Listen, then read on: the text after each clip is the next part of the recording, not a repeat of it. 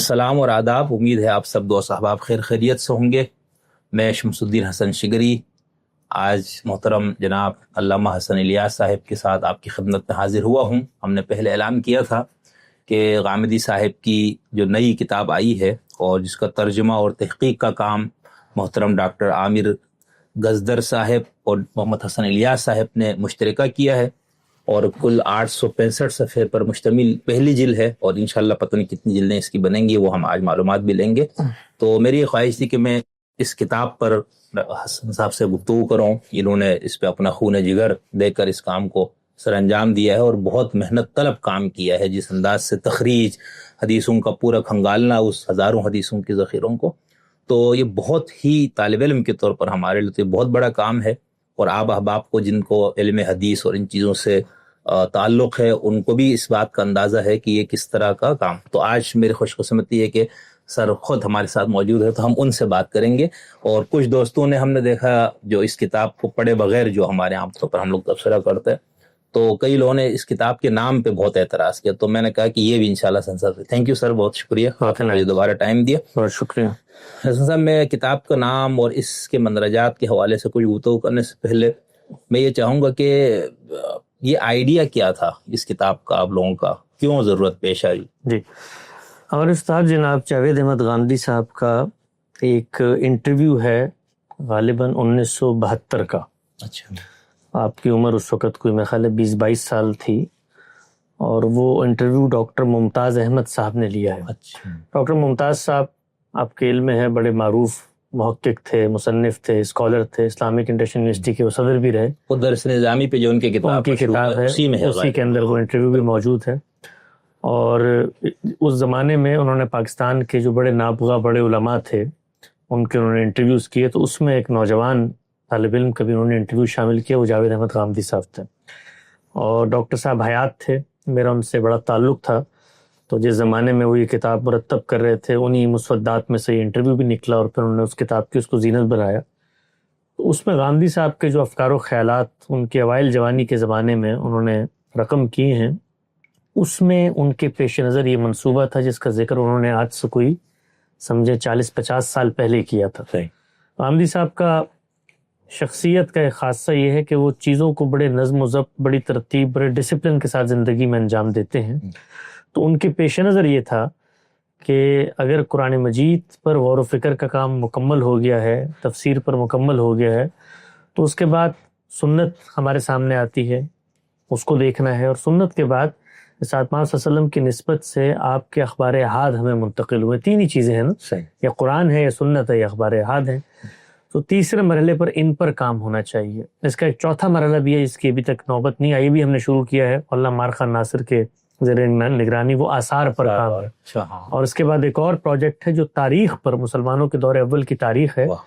تو ممکن ہے اس کا وقت ابھی نہ آئے، ہو سکتا ہے 40 سال بعد، لیکن ان کی جو ترتیب تھی زندگی کے جو بڑے پروجیکٹس تھے اس کے اندر یہ 50 سال پہلے موجود تھا کہ انہوں نے پورے ذخیرہ حدیث کو قرآن مجید کی روشنی میں پرکھنا ہے اور اس کی توضیح کرنی ہے، اس کی شرح و وضاحت کرنی ہے، اور بتانا ہے کہ کس طریقے سے اللہ کے پیغمبر کی نسبت سے جو باتیں منتقل ہوئی ہیں یہ دین ہی کی شرح و وضاحت ہے. اس میں کوئی مستقل بذات انڈیپینڈنٹ دین نہیں بیان ہو رہا.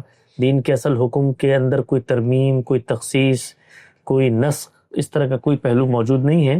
اور خود دین کا جو علم ہے اس کی اس سے بڑی کوئی خدمت نہیں ہو سکتی کہ رسول اللہ صلی اللہ علیہ وسلم کے علم کو دنیا تک پہنچایا جائے. اس لیے کہ رسالت مآب صلی اللہ علیہ وسلم کی سیرت و سوانح، آپ کا اسوہ حسنہ، آپ کی شرح و وضاحت، آپ کی تفہیم و تبیین، آپ نے جو اطلاقات میں دین کی اصولی ہدایت کو سامنے رکھا ہے، آپ کے اجتہادات، یہ سب چیزیں دین کے علم کا سرمایہ ہے. صحیح.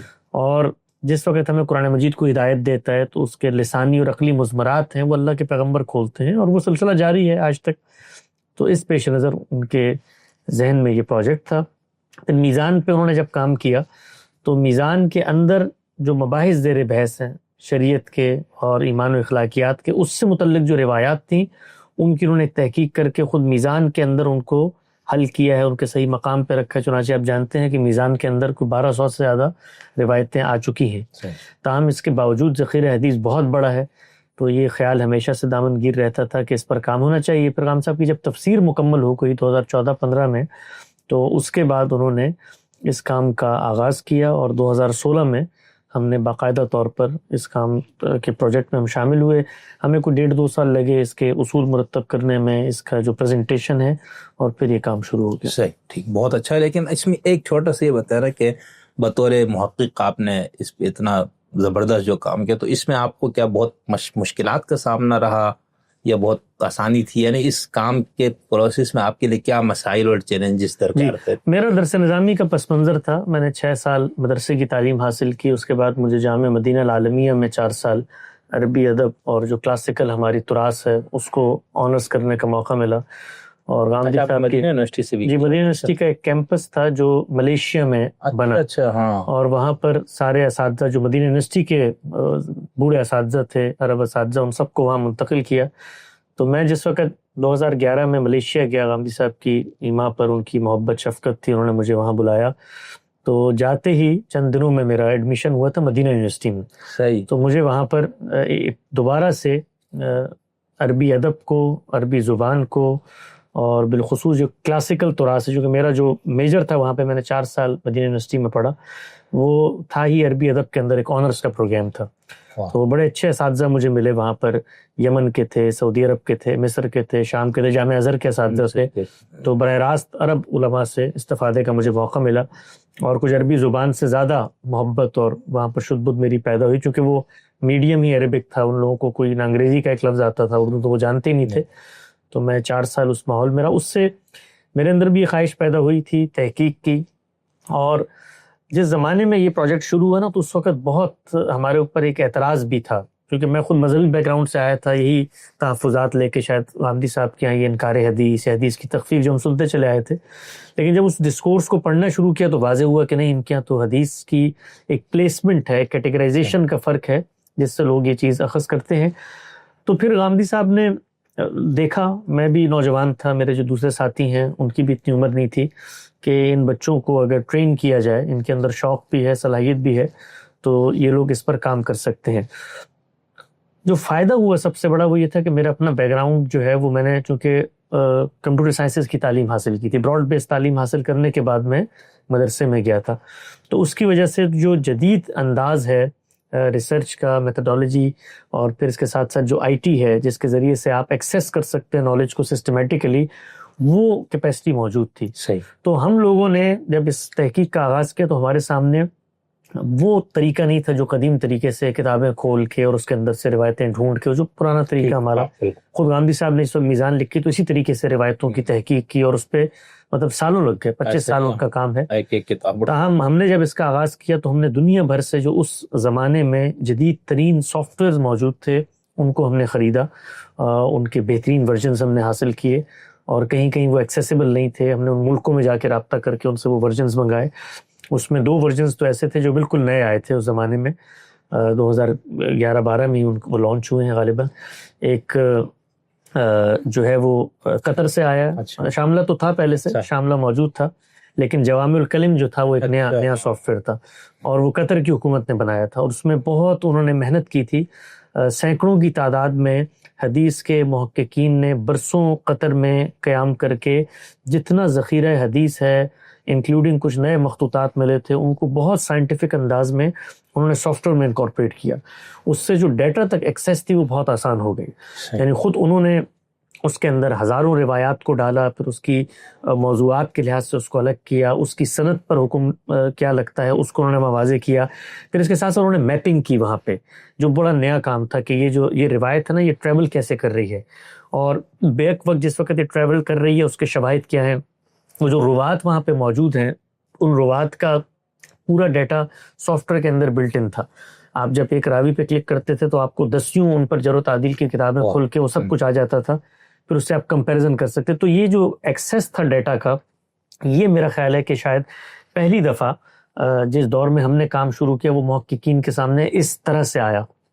تو ابتدا میں ہمیں مشکل تو پیش آئی اس حوالے سے کہ پریزنٹیشن کیا ہو. جو آپ نے دیکھا ہوگا غامدی صاحب کے ہاں صرف نالج نہیں ہوتی، نالج کی پریزنٹیشن بھی اتنی ہی اہم ہے جتنی کہ نالج اہم ہے. تو آپ کیسے اس چیز کو پریزنٹ کرتے ہیں. خود آپ دیکھیں نا میزان کے اندر جس طریقے سے انہوں نے اپنے تھاٹ کو پریزنٹ کیا ہے، جس طریقے سے اس کی ابواب بندی ہوئی ہے، جس طریقے سے سب سے پہلے قرآن مجید کا وہ حکم آتا ہے، اصل آیت آتی ہے، اس کے بعد اس کی شرح ہوتی ہے، پھر تائید میں جو روایتیں ہیں، شواہد وہ آتی ہیں. تو پریزنٹیشن کیا ہو، کس طریقے سے ہم ان مصادر کا انتخاب کریں جو مصادر اصلیہ بنتے ہیں، ہمارے اپنے اصول کیا ہوں گے. چنانچہ آپ دیکھیے کہ اس کتاب کے بالکل ابتدا میں ایک مقدمہ ہے جو خان صاحب نے لکھا ہے، اس کے بعد ایک میرا بھی اور میرے ساتھی نے مل کر ہم نے اس کو وہاں پر اصول لکھے کہ ہمارے تحقیق اور تخریج کے اصول کیا ہیں. اور پھر اس میں جو سب سے نیا پہلو تھا، جو میرے خیال سے پہلی دفعہ ہونے جا رہا تھا اس زاویے سے، وہ یہ تھا کہ ہم نے ایک جامع متن بنانا ہے. اور یہ بالکل ایک طریقے کا بڑا نوبل اور منفرد کام تھا، اور بڑا مشکل کام تھا، اس لیے کہ حدیث کے معاملے میں آپ کوئی بے احتیاطی سے کام نہیں لے سکتے کہ آپ حدیث کے اندر جو ہے، کیونکہ آپ دنیا کو اصل میں یہ پیغام دے رہے ہیں کہ یہ جو روایت آپ کے سامنے پیش کی جا رہی ہے، اس کی حقیقی تصویر کیا ہے، اس کے معذوفات کیا ہیں جو باقی جگہوں پر آ گئے تھے، اس کی اطلاقی تفصیلات کیا ہیں جو باقی جگہوں پر آ گئی تھی. یہی روایت اصل وہ واقعہ کیا ہے جہاں پر بیان ہوئی ہے، تو اس سے مضمرات کھولے. تو اب اس متون کو آپ نے انسرٹ کرنا ہے اس روایت کے اندر. تو ایسا نہیں ہو سکتا کہ آپ زبان و بیان کی رعایت کے بغیر، یعنی کہیں پر ایک دوسرے سیغے میں بات ہوئی ہے، اس کا عربی اٹھا کر آپ یہاں ڈال دیں. تو متن کو بہت رواں دواں ہونا چاہیے. تو یہ ایک بڑا مشکل اور بڑا کٹھن، بڑا جانگسل کام تھا، اس لیے کہ اس میں ایک ذمہ داری بھی تھی کہ آپ یہ نہیں کر سکتے کہ جس وقت آپ دنیا کو یہ بتا رہے ہیں کہ اصل میں ایک واقعہ یہ ہے اور اس کو 20 صحابہ نے الگ الگ نقل کیا ہے، چنانچہ ہم ان واقعات کو جمع کر کر ایک جامع متن آپ کے سامنے رکھ رہے ہیں. تو اس جامع متن میں جہاں پر وہ انسرشن آئے گی، اس انسرشن کا صحیح حوالہ موجود ہونا چاہیے تاکہ پڑھنے والے کو یہ پتہ چلے کہ یہ ہم نے کہیں سے لی ہے. جہاں سے لی ہے اس کو یہی واقعہ ہونا چاہیے. چنانچہ کچھ اصول تو یہاں پر موجود ہیں، کچھ اصول ہم نے پیچھے مرتب کیے جو بہت تفصیلی تھے، ٹیکنیکل تھے، وہ یہاں لکھنے کی ضرورت نہیں تھی. جس میں اصل مشکل یہ تھی کہ آپ یہ ثابت کریں کہ یہ ایک ہی واقعہ ہے، یعنی ایک ہی ایونٹ ہے، ایک ہی رسول اللہ کی مجلس ہے جس کی ردات کو آپ رپورٹ کر رہے ہیں. تو یہ مشکل کام تھا. پھر آن جاب ٹریننگ کے اصول پہ بہت ساری چیزیں تھیں. جس وقت آپ کسی ایک فن کے اندر اترتے ہیں تو پہلے تو آپ کو ایک، جس کو آپ کہتے ہیں نا، ظاہری سی اس کی شدت ہوتی ہے، لیکن جب آپ فن کے اندر اترتے ہیں تو پھر جتنی کتابیں ہیں مصطلحات الحدیث کی وہ دیکھنے کا موقع ملا. خود حدیث کے اوپر جو جرح و تعدیل کی چیزیں ہیں، پھر علت کی بحثیں ہیں، کچھ جو مقدمات ہیں لوگوں کے، ان کو پھر جدید جو محققین ہیں ان کا ہم نے کام حاصل کیا دنیا بھر سے. ہمارے یہاں قدیم محققین کا کام تو سب کے علم ہے، لیکن گزشتہ چند دہائیوں میں بہت بڑے پیمانے پہ کام ہوا ہے. تو شعیب ارناؤت کا کام ہے، فواد عبدالباقی کا کام ہے، اسی طرح سے یہ جو ہمارے الجامع الکامل والے صاحب ہیں، عبداللہ اعظمی صاحب، ان کا کام ہے. تو ان تمام کاموں کو بھی ہم نے حاصل کیا. بلکہ اعظمی صاحب کا کام تو اسی سال شائع ہوا تھا، تو اس کو میں نے خصوصی طور پہ وہاں سے جدہ سے منگوایا، اور وہ 13 جلدوں میں وہ کام ہے. اور سب سے اب تک کا میرے خیال میں جو دور حاضر میں کمال کام ہوا ہے وہ انہی کا کام تھا. تو اس کام کو بھی ہم نے سامنے رکھا. تو اس طریقے سے پھر وقت کے ساتھ ساتھ مشکلات تو اصل میں ہر روایت ایک پوری کی پوری مشکل ہوتی تھی. اور ایسا بھی ہوا ہے کہ کبھی کبھی ایک ایک روایت پہ ہمیں 6 مہینے ایک ایک روایت پہ لگ گئے. اس لیے کہ غامدی صاحب کا معاملہ یہ تھا کہ ان کو اللہ نے بڑا غیر معمولی حافظہ دیا ہے. تو ہمارے سامنے تو ایکسیس آف نالج ہوتا تھا، سافٹ ویئر کے ذریعے چیزیں نکال کے، ایک واقعہ ہے اس کی جتنی رپورٹنگز ہے، اس کی فائلیں بنیں گی، وہ کئی 100 صفحات کی فائلیں ہو جاتی تھیں. لیکن جب ہم ان کے سامنے کام پیش کرتے تھے کہ جی یہ واقعہ اس طریقے سے ہمیں لگ رہا ہے، تو وہ پڑھتے ہوئے صرف تردد کا اظہار کرتے. تو کہتے ہیں مجھے لگتا ہے میرے حافظے میں کہیں آ رہا ہے کہ شاید یہ پہلو بھی کہیں بیان ہوا ہے، اس کو آپ ڈھونڈیں. تو پھر ہم رات دن لگاتے تھے، کئی ہفتے لگ جاتے تھے، اور بالآخر وہ مل جاتا تھا ہمیں پہلو. تو ان کی بڑی گہری نظر ہے روایات پر. خود غامدی صاحب نے کئی دفعہ دور کیا ہے باقاعدہ، اور مسند احمد کا تو کیونکہ اس میں 25-26 ہزار روایات ہیں، ان کا باقاعدہ کچھ سال پہلے اپنا طور پہ دور بھی. تو ان کے حافظے میں وہ شیڈز کہیں نہ کہیں رہتے تھے کہ بھئی اس حدیث کو شاید غالباً اس طریقے سے بھی مجھے یاد پڑ رہا ہے، میں نے جوانی میں کہیں پڑھی تھی، یا فلاں کتاب میں دیکھیں. تو پھر اس طریقے سے دیکھیں. تو یہ جو جوامع الکلم ہے، اس میں کوئی ویسے تو مصادر اصلیہ کے علاوہ بھی ہیں، لیکن کوئی جو ان کے ماخذ ہیں سافٹ ویئر میں، کوئی 1450 کے قریب کتابیں ہیں جو جن سے وہ تخریج کر کے ہمیں وہ دیتے ہیں. تو اس کو بھی ہم دیکھتے تھے. پھر یہ الجامع الکامل ہے، اس کو بھی دیکھتے تھے، شاملہ کو بھی دیکھتے تھے. پھر اردن کے بعد سافٹ ویئر ہیں حدیث کے، ان کو بھی ہم دیکھتے تھے. پھر اپنے طور پر جو کتابیں موجود ہیں ان پر ہم تحقیق کرتے تھے. اور کبھی کبھی یہ بھی ہوتا تھا کہ کوئی خاص روایت ہے تو اس ایک روایت پہ بسا اوقات 10 لوگوں نے کتابیں لکھی ہوتی تھیں. تو ان روایتوں کو پھر اندر جا کر ان کو دیکھنا، اس کی تحقیق کرنا، پھر بالخصوص جو علت کی بحثیں ہیں وہ بڑی نازک بحثیں ہوتی ہیں، اس میں بسا اوقات ذوقی سے معاملات بھی ہوتے ہیں، پھر سندوں کے اندر اختلافات آ جاتے ہیں. آپ نے دیکھا ہوگا کہ مختلف محدثین ایک ہی روایت پہ مختلف حکم جاری کر، تو اس میں اندر اترنا یہ ایک بڑی، جس کو آپ کہتے ہیں نا، کٹھن چیز ہوتی ہے. لیکن اس میں زاویہ نظر بھی تھا. میرا جو زاویہ تھا، میرے ایک اور ساتھی موقع کے، ان کا بھی خود ہماری شخصیت کس طریقے سے چیزوں کو پرسیو کرتی ہے، اور غامدی صاحب کا اپنا زاویہ نظر بھی تھا.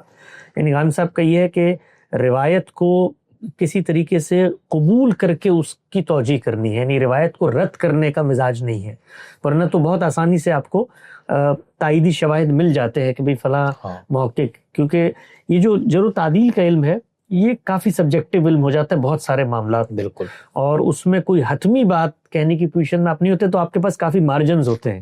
یعنی ایک راوی کو اٹھا کر اس کے اوپر چونکہ 4-5 حکم لگے ہوئے ہیں، تو ایک آدھ کو آپ ترجیح دے کر اپنے ذوق کے مطابق آپ چاہیں تو روایت کو اس سے سیپریٹ بھی کر سکتے ہیں.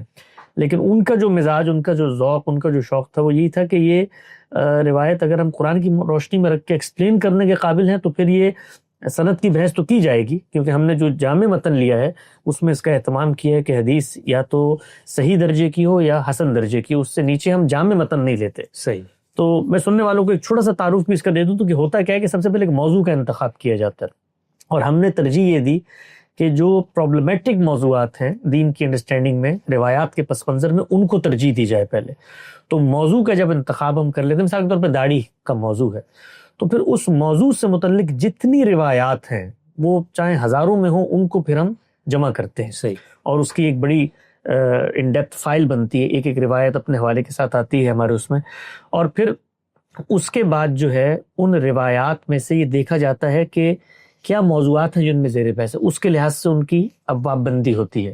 کہیں پر مثال کے طور پہ داڑھی کو فطرت کے پس منظر میں بیان کیا جا رہا ہے، کہیں پر داڑھی رکھنے کی بات کی جا رہی ہے، تو اس میں ایک ڈسٹنگ کر کے ایک میپنگ کی جاتی ہے کہ بھئی اس میں یہ، اس موضوع میں یہ کوئی 8-10 چیزیں ہیں جو زیر بحث ہیں. پھر ان میں جو سب سے مشکل کام ہوتا ہے وہ یہ کہ آپ سب سے نمائندہ اور جامع متن تلاش کریں، یعنی ایسی روایت اس میں سے ڈھونڈیں کہ جس روایت میں یہ جو پوری تفصیلات ہیں اس موضوع سے متعلق اس کا احاطہ کیا گیا ہو. تو اس میں پھر ایک ایک روایت کو ایک ایک لفظ کے ساتھ آپ کو دیکھنا ہے جامعیت سے. وہ انتخاب ہوتا ہے تو پھر سند کی بحث ہے، پھر سند میں آپ کو دیکھنا ہے کہ وہ سند کے معیارات پر ہے، اور پھر جو اس کی تائیدی روایتیں ہیں آپ نے بتانا ہے تو ان کی سندوں کو دیکھا جاتا ہے، اور پھر اضافوں کو دیکھا جاتا ہے کہ اس روایت میں آپ کیا اضافہ کر سکتے ہیں. تو نتیجے کے طور پہ جب آپ اس کتاب میں ایک روایت پڑھ رہے ہیں تو در حقیقت آپ سینکڑوں روایات کا مطالعہ اسی وقت کر رہے ہیں. یعنی ہم نے یہ کوشش کی ہے کہ اگر اسی موضوع سے متعلق رسالت مآب صلی اللہ علیہ وسلم کی کوئی بات ہے اور اس کے اندر کوئی اضافے ہیں، کوئی متضاد آراء موجود ہیں، اس کے اندر کوئی اختلافات موجود ہیں، تو متون کے اختلاف کے زیر عنوان آپ نے دیکھا ہوگا کہ سب سے پہلے ایک روایت آتی ہے، وہ اس موضوع کی مکمل روایت ہے، اس واقعے کا احاطہ کرتی ہے. ابھی دیکھیے اس کتاب میں کم و بیش ہم نے ایک تخمینہ میں نے اندازہ لگایا تھا اس وقت کچھ چیزوں سے، یعنی 30-35 ہزار سے زیادہ روایت پہ ہم نے تحقیق کی ہے. تو کل ملا کر یہ اصل میں کوئی میرے خیال ہے 450-500 ایونٹس بنتے ہیں، یعنی 450-500 حوادث ہیں، ایونٹس ہیں جن کی رپورٹنگز اتنی ہوئی ہیں. تو یہ ایک روایت جب آپ پڑھتے ہیں تو وہ اصل میں سینکڑوں روایات کا خلاصہ پیش کر رہی ہوتی ہے. اور پھر نیچے جو متون کا اختلاف ہے اس میں ہم دنیا کو یہ بتاتے ہیں کہ دیکھیے کیسے یہ علم نقل ہوا ہے. یہ روایت بالمعنی کے اصول پر ہوا ہے، جس طرح تاریخ نقل ہوتی ہے اس طریقے سے ہوا ہے. رسول اللہ کی یہ بات ہے، یہی صحابہ ہے، ایک ہی موقع ہے، دیکھیے اس کے اندر یہی اضافے پیش کر رہے ہیں. ہر مصنف اپنی ترجیح کے اعتبار سے اس کو لے رہا ہے. تو پھر متون میں وہ تخریج بھی ہوتی ہے کہ روایت کہاں کہاں آئی ہے، اور اس کے ساتھ ساتھ روایت کے جو اختلافات ہیں ان کا بھی ایک پورا خلاصہ آ جاتا ہے. اور پھر غامدی صاحب اس کی شرح کرتے ہیں. تو ترجمے اور تحقیق کا کام جو ہے، اصل روایت موجود ہے اس کا عربی میں وہ ہوتی ہے، اردو میں ہم ترجمہ کرتے ہیں، اور اس کی پوری تحقیق کر کے جو متون کے حواشی ہیں، متن کے حواشی، اس میں اس کی تفصیل لکھتے ہیں، اور غامدی صاحب اس روایت کی پھر شرح کرتے ہیں. تو اس پس منظر میں یہ ایک مطلب میں اپنی طبیعت کے لحاظ سے کہوں اور اپنی ذوق کے لحاظ سے کہوں تو بہت مشکل کام تھا جس میں غامدی صاحب نے ہمیں ڈالا. ہمیں بہت اس میں، جس کو آپ کہتے ہیں، بہت ایسا بھی ہوتا تھا کہ یہ جو مسودات ہیں، جس موضوع کا ہم نے انتخاب کر لیا تو اس پر پھر ہم پوری تحقیق کر کے ان روایتوں کو ترتیب سے ان کی پورے متون کی تخریج کر کے غامدی صاحب کی خدمت میں رکھتے تھے. تو یعنی عام طور پر کوئی 20 سے 25 دفعہ وہ مسودہ آتا جاتا تھا. یعنی ہم نے پورا کام اپنے لحاظ سے کر دیا, ہم سب اس پہ پھر سوالات اٹھاتے تھے کہ نہیں آپ نے مثال طور پہ یہاں یہ جو انسرشن لی ہے یہ تو عربیت کے لحاظ سے ٹھیک نہیں ہے. تو اب پھر آپ نے جانا ہے اور آپ نے پھر کئی ہفتے وہ روایت تلاش کرنی ہے جس میں جو اضافہ آپ بیان کرنا چاہتے ہیں وہ اسی رواں دواں زبان کے اندر ہو. اور پھر بس اوقات یہ بھی ہوتا تھا بہت ساری چیزیں ہم نیچے لے کر آ رہے ہیں, تو اس سے خود گاندھی صاحب کے سامنے کچھ سوالات پیدا ہوتے تھے کہ بھئی یہ روایت تو یہ بات بھی بیان کر رہی ہے, اچھا یہ اگر اتنی اہم بات ہے تو اس روایت کو آپ نیچے کیوں لائیں, اس کو تو الگ سے مستقل روایت بننا چاہیے, یا پھر یہ اضافہ اوپر آنے سے کیوں رہ گیا ہے. تو ایک آن گوئنگ یعنی ہر روایت ایک انڈیپینڈنٹ پروجیکٹ ہوتا تھا جس پہ ہمیں بس اوقات مہینوں لگ جاتے تھے. اس میں بعض ایسے بھی ابواب ہیں اس کتاب کے اندر جس پہ ہمیں سال ڈیڑھ سال ایک باب کو مکمل کرنے میں لگا. تو اس پس منظر میں جب اس کو لوگ دیکھیں گے تو غلطیاں تو ہوتی ہیں, ہمیں انسان ہیں, اور چونکہ یہ جو کام ہے یہ ٹیکنیکل کام ہے, مینول کام ہے, اس کے اندر آپ نے حوالے دینے ہیں, تو غلطیاں تو اس میں سامنے آتی رہیں گی. لیکن لوگ جب اس کو دیکھیں گے تو ان کو اندازہ ہوگا کہ ہم نے کریٹیوٹی کے ساتھ اور انوویشن کے ساتھ اور جو جدید ٹولز ہیں ان کو استعمال کر کے ایک ایسی پریزنٹیبل شکل میں حدیث کی تحقیق کو پیش کیا ہے جس سے نہ صرف یہ کہ اہل علم بلکہ بیک وقت عام آدمی بھی استفادہ کرنے کی پوزیشن میں آ گیا. زبردست. بہت یہ ہمارے کچھ دوستوں نے کتاب کا صرف ٹائٹل دیکھ کے بہت اپنے خیال کے مطابق اس کے پرخچے اڑا دیے ہوئے, پتہ ہے نا. تو وہ میں نے اس لیے حسن صاحب سے یہ پوچھا کہ کس قدر یہ دقت کا کام ہے, اور واقعی یعنی جو طالب علم تو ہمیں آئیڈیا تھا کہ کام کس طرح ہوگا, کہ اس کو دیکھ کے دل باغ باغ ہو گیا, بہت خوش.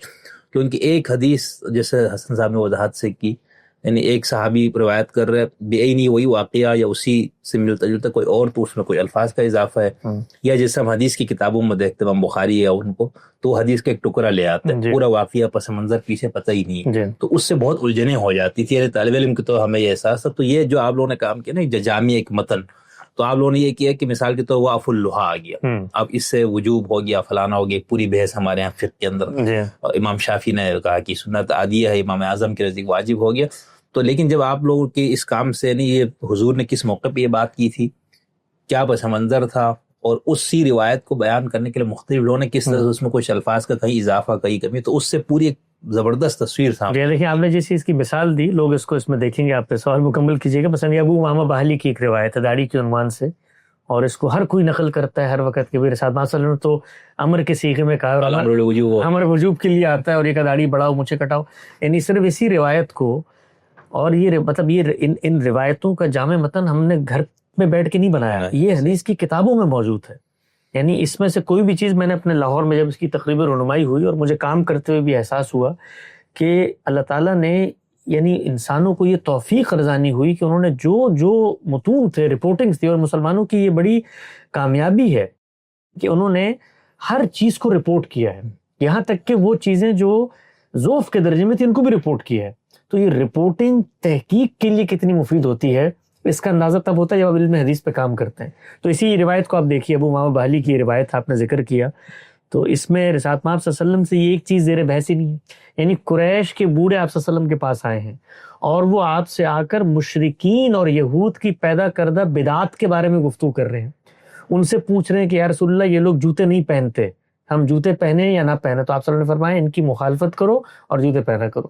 پھر فرمایا یا رسول اللہ یہ لوگ خضاب نہیں لگاتے, آپ نے فرمایا ان کی مخالفت کرو اور یہ کام کرو. انہوں نے فرمایا یا رسول اللہ یہ لوگ تہبند پہنتے ہیں شلوار نہیں پہنتے, آپ نے فرمایا تم شلوار بھی پہنو تہبند بھی پہنو, اس میں بھی ان کی مخالفت کرو. اس موقع پر انہوں نے کہا یا رسول اللہ یہ لوگ تو داڑیاں کٹواتے اور مونچھیں بڑھاتے ہیں, آپ نے فرمایا اس میں بھی ان کی مخالفت کرو, اور بڑھانی ہے تو داڑیاں بڑھا لیا کرو, مونچھیں کم رکھا کرو. کیوں؟ کیونکہ اس کو خود رسالت مآب صلی اللہ علیہ وسلم نے باقی جگہوں پہ واضح کیا کہ تکبر کے شاعر میں سے. تو اب اگر امر وجوب کے لیے ہوتا ہے تو پھر خطاب لگانا بھی وجوب کے لیے ہے, شلوار پہننا بھی وجوب کے لیے. تو یہ سب چیزیں روایات کا جب استقصاء کیا جاتا ہے اور ابواب میں اس کو دیکھا جاتا ہے تو آپ سے آپ واضح ہو جاتے ہیں. بہت اچھا. طالب علم کے طور پر مجھے تو یہ اس طرح کا کام نہیں نظر آیا تاریخ میں, جو ہماری حدیث کی جو محدثین نے جنہوں نے حدیثیں جمع کی اور اس کا تحقیق کا کام ہوتا گیا جیسے شعیب ارنوت تک ہے ادھر. تو کیا آپ کو اس سے ملتا جلتا یہ یہی والا کام آپ کو کہیں ملا, آپ نے کہا یار یہ اتنا اچھا نہیں ہوتا, یا میرا مشاہدہ بھی ٹھیک ہے کہ اس نوعیت کا کام نہیں ہوا؟ دیکھیں اس کام میں دو منفرد چیزیں ہیں, اس کو پہلے سمجھنا چاہیے. پہلی منفرد چیز یہ ہے کہ یہ کام محض حدیث پر کام نہیں ہے، یہ کام فکر فراہی نے قرآن مجید سے جو دینی تعبیر مرتب کی ہے اس کی روشنی میں حدیث کی توضیح ہے۔ تو چونکہ فکر فراہی کے جو یہ حاصلات ہیں خود پہلی دفعہ سامنے آئے ہیں، ہماری روایت کے اندر آپ جانتے ہیں اس طرح ہم اس کو بیان کرتے ہیں کہ ہمارا جو منہاج ہے اس میں اصل کی حیثیت قرآن مجید کو حاصل ہے۔ قرآن مجید کسی بھی صورت کمپرومائز نہیں ہو سکتا، اور رسالت مآب صلی اللہ علیہ وسلم کی ذات والا صفات دین کا ماخذ ہے، اور پھر قرآن کو سمجھنے کے اصول مرتب ہوئے ہیں اس ڈسکورس میں گزشتہ 1.5 صدی کے اندر، اور اس کی روشنی میں قرآن مجید سے دین کے ایک 4 کارنرز بنے ہیں، ایک شاکلہ بنا ہے، ایک فریم ورک بنا ہے۔ تو اس فریم ورک میں کچھ چیزیں اپنی جگہ پر بیٹھ گئی ہیں۔ اس میں قرآن کی حیثیت کیا ہے، حلت و حرمت کی بنیادیں کیا ہیں، تصور فطرت کیا ہے، دین کے اندر کس طریقے سے احکام دیے جاتے ہیں، یہ سب چیزیں، اور پھر ان سے کچھ ناگزیر لازمی نتیجے مرتب ہوئے ہیں۔ قرآن مجید کی یہ حیثیت ہے تو پھر قرآن قطعی الدلالہ ہے، اسی طریقے سے قرآن کا ایک متعین متن ہے، اسی طریقے سے قرآن کی روشنی میں چیزوں کو پرکھا دیکھا جائے گا۔ تو ان چیزوں کا پہلی دفعہ صدور ہی فکر فراہی کی روشنی میں ہوا ہے، ان اصولی پرسپیکٹو میں۔ ٹھیک ہے، تو اس پس منظر میں جب حدیث پر کام ہوگا تو وہ منفرد کام ہوگا، وہ نیا کام ہوگا، وہ ہو نہیں سکتا کہ پہلے وہ ہوا ہو۔ یہ ایک زاویہ ہے۔ دوسری چیز یہ ہے کہ جو تحقیق ہے حدیث کی وہ تو ہوتی چلی آئی ہے، اور جامع متن کا تصور بھی موجود تھا۔ ایسا نہیں ہے کہ جامع متن کا تصور ہم نے پہلی دفعہ پیش کیا، بہت سارے آپ کو ایسے مسودات مل جائیں گے جن کے اندر اس پیمانے پہ تو نہیں، لیکن حدیث کے جو مختلف متون کے اندر اضافے آ رہے ہوتے ہیں ان کو متن میں شامل کرنے کی کوشش کی گئی ہے۔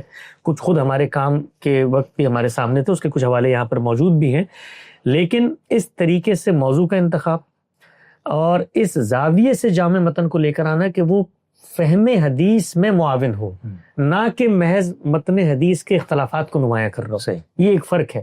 یعنی ہمارے ہاں وہ حدیث ایک جامعیت سے بات بیان کر رہی ہوگی، ہم اس کے اندر اضافے لا کے یہ نہیں بتا رہے ہوں گے کہ اس کے اوپر مختلف لوگوں نے یہ کام کیا ہے۔ تو اس زاویے سے بھی یہ ایک نمایاں کام ہے، منفرد کام ہے، اور اس بڑے پیمانے پر جس پہ آپ جتنے اختلافی موضوعات ہیں، جتنی پرابلمٹک چیزیں ہیں، ان میں آپ روایات کو لے کر آتے ہیں۔ اس میں مثال آپ ذہن میں آتی رہیں گی اس وقت، کچھ حافظے میں چیزیں ہیں۔ مثال طور پہ آپ دیکھیں نا، اب یہ روایت آپ روز پڑھتے ہیں، من تشبہ بقوم فہو منہم، یا من لم یتغن بالقرآن لیس منا، اس طرح کی چیزیں آپ پڑھتے ہیں، یا امرت ان اقاتل الناس۔ اب ان کو اگر آپ اس زاویے سے اس پرسپیکٹو میں رکھتے ہیں تو زمین و آسمان تبدیل ہو جاتا ہے۔ مثلا آپ کی دیکھیے، یہ روایت ہماری اس کتاب میں بھی زیر بحث آئی ہے، لیکن کس عنوان کے تحت زیر بحث آئی ہے؟ اتمام حجت اور عذاب کے تحت۔ اب آدمی حیران ہوگا کہ یہ روایتیں ہم روز پڑھتے ہیں، روز سنتے ہیں، بھائی من تشبہ بقوم فہو منہم، ہمیں تو بتایا جاتا تھا، آپ کو خود آپ دینی زندگی آپ نے مدرسوں میں گزاری ہے کہ بھئی کفار کی مشابہت کے انکار میں کہا ہے۔ اسکالر کوئی کچھ مدرسہ میرے کو کہتے تھے، یہ ہمارے ان کو کاٹ دیتے تھے جو ہوتے تھے کفلنگز والے کہ بھئی من تشبہ بقوم فہو منہم۔ تو اب ان کو اگر آپ ان کے اندر اتر کے دیکھیں تو بالکل مختلف بات ہے۔ مثلا طور پر یہ روایت ہے، مجھے یاد پڑتا ہے، اس کا متن تھا پورا کہ جعل اللہ رزق تحت ظل رمحہ فجعل الصغار علی من خالف امری من تشبہ بقوم فہو منہم وحشر معہم۔ رسول اللہ نے فرمایا کہ میرا رزق تلواروں کے سائے میں رکھ دیا گیا ہے، یعنی اب مجھے خدا نے بھیج دیا ہے، میں آؤں گا تو میرے ساتھ عذاب آئے گا، اور جعل الصغار علی من خالف امری، ذلت اور رسوائی ہے ہر اس شخص کے لیے جو میری مخالفت، من تشبہ بقوم فہو منہم وحشر معہم۔ اب وقت آ چکا ہے کہ اس پارٹی میں شامل ہوتے ہو یا وہاں جاتے ہو، کیونکہ جو جن کے ساتھ ہوگا انہی کے ساتھ ان کا حشر ہوگا، دنیا سے ان کا خاتمہ ہو جائے گا۔ اب یہ روایت اس پس منظر میں ہے۔ تو یہ اتمام حجت کے پس منظر کی روایت تھی، ہمارے ہاں یہ کتابوں میں نقل ہوتی ہے، اس کا جو پورا متن ہے اس کو کاٹ دیا جاتا ہے، اور چونکہ جو ہمارے ہاں حدیث کی ابواب بندی ہوئی وہ منطقی ترتیب پہ ہوئی، وہ دین کے اس پورے کینوس کو سامنے رکھ کے ابواب بندی نہیں کی ہے، وہ جو آپ کی روزمرہ زندگی سے اس کے متعلقات ہیں اس پس منظر میں اس کی ابواب بندی ہوئی۔ یہ مشہور روایت ہے کہ جو آپ نے ٹخنوں سے شلوار نیچے کی تو یہ ففی النار جو ہے، اب اس کی آپ ابواب بندی کریں، اس کو اصل میں دیکھیں تو وہاں زیر بحثی تکبر ہے۔ یہ ہے من لم یتغن بالقرآن لیس منا، اس کو آپ دیکھیے، شروحات کھولیے، بھئی تغن بالقرآن اگر آپ نے نہیں کیا، قرآن کو غنا سے نہیں پڑھا تو آپ جو ہے وہ ہم میں سے نہیں۔ اب اتنی بڑی وعید ہے، یعنی ساتھ میں آپ صلی اللہ علیہ وسلم اپنی ملت سے خارج ہونے کا امکان کر رہے ہیں، تو اب آپ بھی خارج، میں بھی خارج، اگر ہم اس کو اس طرح سے نہیں پڑھتے تو پھر اس پہ پھر دینی فہم کی ایک توجہ ہوتی ہے، نہیں آپ قدرت رکھتے ہوں غنا کی تب بھی اس کو نہ پڑھیں، لیکن جس وقت آپ متن پہ غور کرتے ہیں، اس کو جمع کرتے ہیں، اور پھر آپ کے اندر عربیت کا اچھا ذوق ہے، اس پس منظر اور دین کا پورا فریم ورک واضح ہے، مثلا اللہ تعالیٰ نے جنت جہنم کا کرائٹیریا بتایا ہے، اس کے اندر کوئی اس طرح کی چیز آ ہی نہیں سکتی کہ آپ مثال کے طور پہ قرآن مجید کو اگر غنا سے نہیں پڑھتے تو یہ آپ جہنم، اس میں تو بھائی اخلاقی حرمتیں ہیں، اس کا پورا نظام ہے، وہ عقل و فطرت کے مطابق ہے، اس کے اندر آپ حکم اٹھائیں اور یہ انڈیپینڈنٹلی آپ اس کا اطلاق کر دیں. تو خود یہ روایت آپ یہ تھی کہ اب جب ہم اس کو جمع کرتے تھے تو جب پورا واقعہ سامنے آتا ہے، آپ سوچیں یہ روایت جو ہے صحابہ کرام بازاروں میں پڑھتے تھے، یعنی بازار میں جب گئے ہیں تو اس روایت کو پڑھ کے کہتے تھے کہ التجارکم خیرکم، یعنی یہ تاجروں تم یہ سمجھتے ہو کہ یہ تمہارے لیے تجارت بہتر ہے. اور اس کے بعد وہ کہتے تھے کہ یہ جو تم تجارت کر رہے ہو یہ کچھ بھی نہیں ہے. من لم یتغن بالقرآن لیس منا، جس نے قرآن کو تغنی بالقرآن نہیں کیا وہ ہم میں سے نہیں. تو اب اس کا کیا مطلب ہے؟ یعنی تجار کو آپ کہہ رہے ہیں کہ تم کاروبار میں لگے ہوئے ہو، اور جس نے قرآن غنا سے نہیں پڑھا وہ ہم میں سے نہیں. تو پھر جب آپ اس کو اس کے پس منظر میں رکھ کے دیکھتے ہیں، اس کی زبان پر غور کرتے ہیں، تو یہ تغنی بالکل اسی مفہوم میں جو قرآن مجید میں ہے، فوجدک عائلا فاغنا. اور رسالت محمد صلی اللہ علیہ وسلم نے فرمایا کہ قرآن جیسی نعمت تمہیں ملے اور تم یہ ملنے کے بعد اس سے غنی نہ ہو تو پھر تم ہم میں سے نہیں ہو. تو پھر انہوں نے فرمایا تجارت کسبت، یعنی کیا تم تجارت میں کماتے ہو؟ بھائی قرآن اصل چیز ہے، سرمایہ. یہ ملنے کے بعد اگر تم تجارت سے غنی ہو گئے ہو، قرآن سے غنی ہونا تھا، یہ آنا تھا، تو اس کے بعد تم نے اس کو سینوں میں بسانا تھا. تو اس پس منظر میں ہزاروں روایات ہیں جو یہاں پر زیر بحث آئی ہیں. تصویر کے متعلق روایات ہیں، اس طرح کتا پالنے کے متعلق روایات ہیں، عذاب قبر سے متعلق روایات ہیں، پھر جنت جہنم کے اعمال سے متعلق روایات ہیں، پھر قیامت کی نشانیاں یہاں پہ زیر بحث. تو جتنے پرابلمٹک موضوعات تھے ان کو لے کر بتانے کی ہم نے کوشش کی ہے کہ روایات کو قرآن کی روشنی میں پرکھا جائے گا. روایات پر غور و فکر کے اصول کیا ہیں وہ ہم سب نے اپنی کتاب میزان میں لکھے تھے، ان اصولوں کا ہم نے اطلاق کر کے اس مجموعے کو مرتب کیا. اور سوالات سے، لیکن یہاں پہ ایک ذکر ضمن آیا ایک کتے والی، جی اس کو ذرا حل کرنا. اس دن ہمارے ایک اسٹوڈنٹ نے کہا سر وہ کسی نے کتا رکھنا تو ان کی دادی نہیں مان رہی، تو میں آپ کی بات پر آتا ہوں، ان کو آپ مطمئن کریں کہ رکھنا کوئی حرج نہیں. تو میں نے کہا میں تو اس پوزیشن میں نہیں ہوں، میں آپ کو راستہ بتا سکتا ہوں کہ کہاں سے آپ کہ جس میں آپ کتا رکھ سکتے ہو. تو میں نے کہا غامدی صاحب کی فکر پہ رجوع کریں. تو یہ ان حدیثوں پہ تو بہت زیادہ وہ ہے. جی ان روایتوں پہ بھی ہم نے کام کیا ہے، لوگ اس کو تفصیلی طور پہ وہاں دیکھ سکتے ہیں. میں ایک خلاصہ صاحب کو بتایا رکھا ہوں کہ وہ جو روایتیں ہیں ان کو ان کے سیاق و سباق سے بالکل کاٹ دیا گیا ہے. اور ساتھ محمد صلی اللہ علیہ وسلم کی نسبت سے جو چیزیں آتی ہیں جس میں کتوں کو جس طریقے سے وہاں سے نکال دینا ہے اور کہنا ہے کہ کتے جہاں پر ہوں وہاں فرشتے نہیں آتے، اس طرح وہ ہم نے وہ روایتیں اصل روایتیں دریافت کی ہیں، ان روایتوں کو لکھا ہے وہاں پہ. اور خود رسالت محمد صلی اللہ علیہ وسلم کی زبانی وہ چیزیں بالکل دو چار کی طرح واضح ہو گئی ہیں. یعنی آپ صلی اللہ علیہ وسلم جو ہے وہ ہمیشہ وحی کے لیے منتظر رہتے تھے. بہت دن گزر گئے اور جبریل نہیں آئے، تو اس کے بعد جب جبریل آئے تو ان کا آپ سے مکالمہ ہے، اور اس مکالمے میں یہ ہے کہ جب پوچھا گیا کہ بھائی آپ نہیں آ رہے تھے تو انہوں نے بتایا کہ جب میں آیا تو یہاں پر ایک کتا بیٹھا ہوا تھا نیچے، اور فرشتوں کو جو ذوق ہے وہ اس سے ہمانگ نہیں ہے کہ کتے بیٹھے ہوئے ہوں بھونک رہے ہیں اور اس موقع کے اوپر وہ پیغمبر پر وحی کا اجرا شروع کر دیں. تو اس پس منظر میں رسالت محمد صلی اللہ علیہ وسلم نے کتوں کو اپنے آپ سے دور کیا اس موقع پر کہ جو وحی کا سلسلہ ہے اس کے اندر کوئی انقطاع نہیں ہونا چاہیے. پھر بعض موقعوں پہ ایسا بھی ہوا کہ جس وقت وہ جبریل آئے تھے تو جیسے ہمیں ابا ہوتا ہے نا، ہم کسی گھر میں داخل ہوں اور وہاں پر کتے نے کوئی، یا کتا کیا بچے نے کوئی مثال کے طور پہ غلاظت کی ہوئی ہو، تو طبیعت کو ابا ہوتا ہے، آپ فوراً سے مڑ جاتے ہیں. تو وہاں پر بھی یہی معاملہ تھا. چنانچہ روایت کے اندر آتا ہے کہ رسول اللہ صلی اللہ علیہ وسلم نے ان کو کہا اپنی اہلیہ کو کہ اس کے اوپر پانی پھینکو اور اس کو صاف کرو یہاں سے، کیونکہ جبرائیل اس وجہ سے نہیں آ رہے. تو وہ کتوں کی موجودگی میں بالعموم فرشتے کہیں نہیں آتے، اس سرے سے وہاں پر زیر بحث ہی نہیں ہے. یعنی کتے نے وہاں پر کوئی اس طرح کا معاملہ کر دیا تھا جس سے ایک فرشتے کی طبیعت کو ابا ہوا اور اس سے انہوں نے آنے سے اعتراض کیا، اور اس سے پیغمبر صلی اللہ علیہ وسلم کے ہاں ایک جذبہ پیدا ہوا، کیونکہ یہ اتنی قیمتی چیز تھی اور ایک جانور کے اس طرح کی حرکت کی وجہ سے وہ جاری ہے. تو ہم نے ان تمام روایات کو وہاں پر جمع کیا ہے ذخیرہ حدیث سے، اور اس میں بتایا ہے کہ خود قرآن مجید اس معاملے کو کیسے دیکھتا ہے.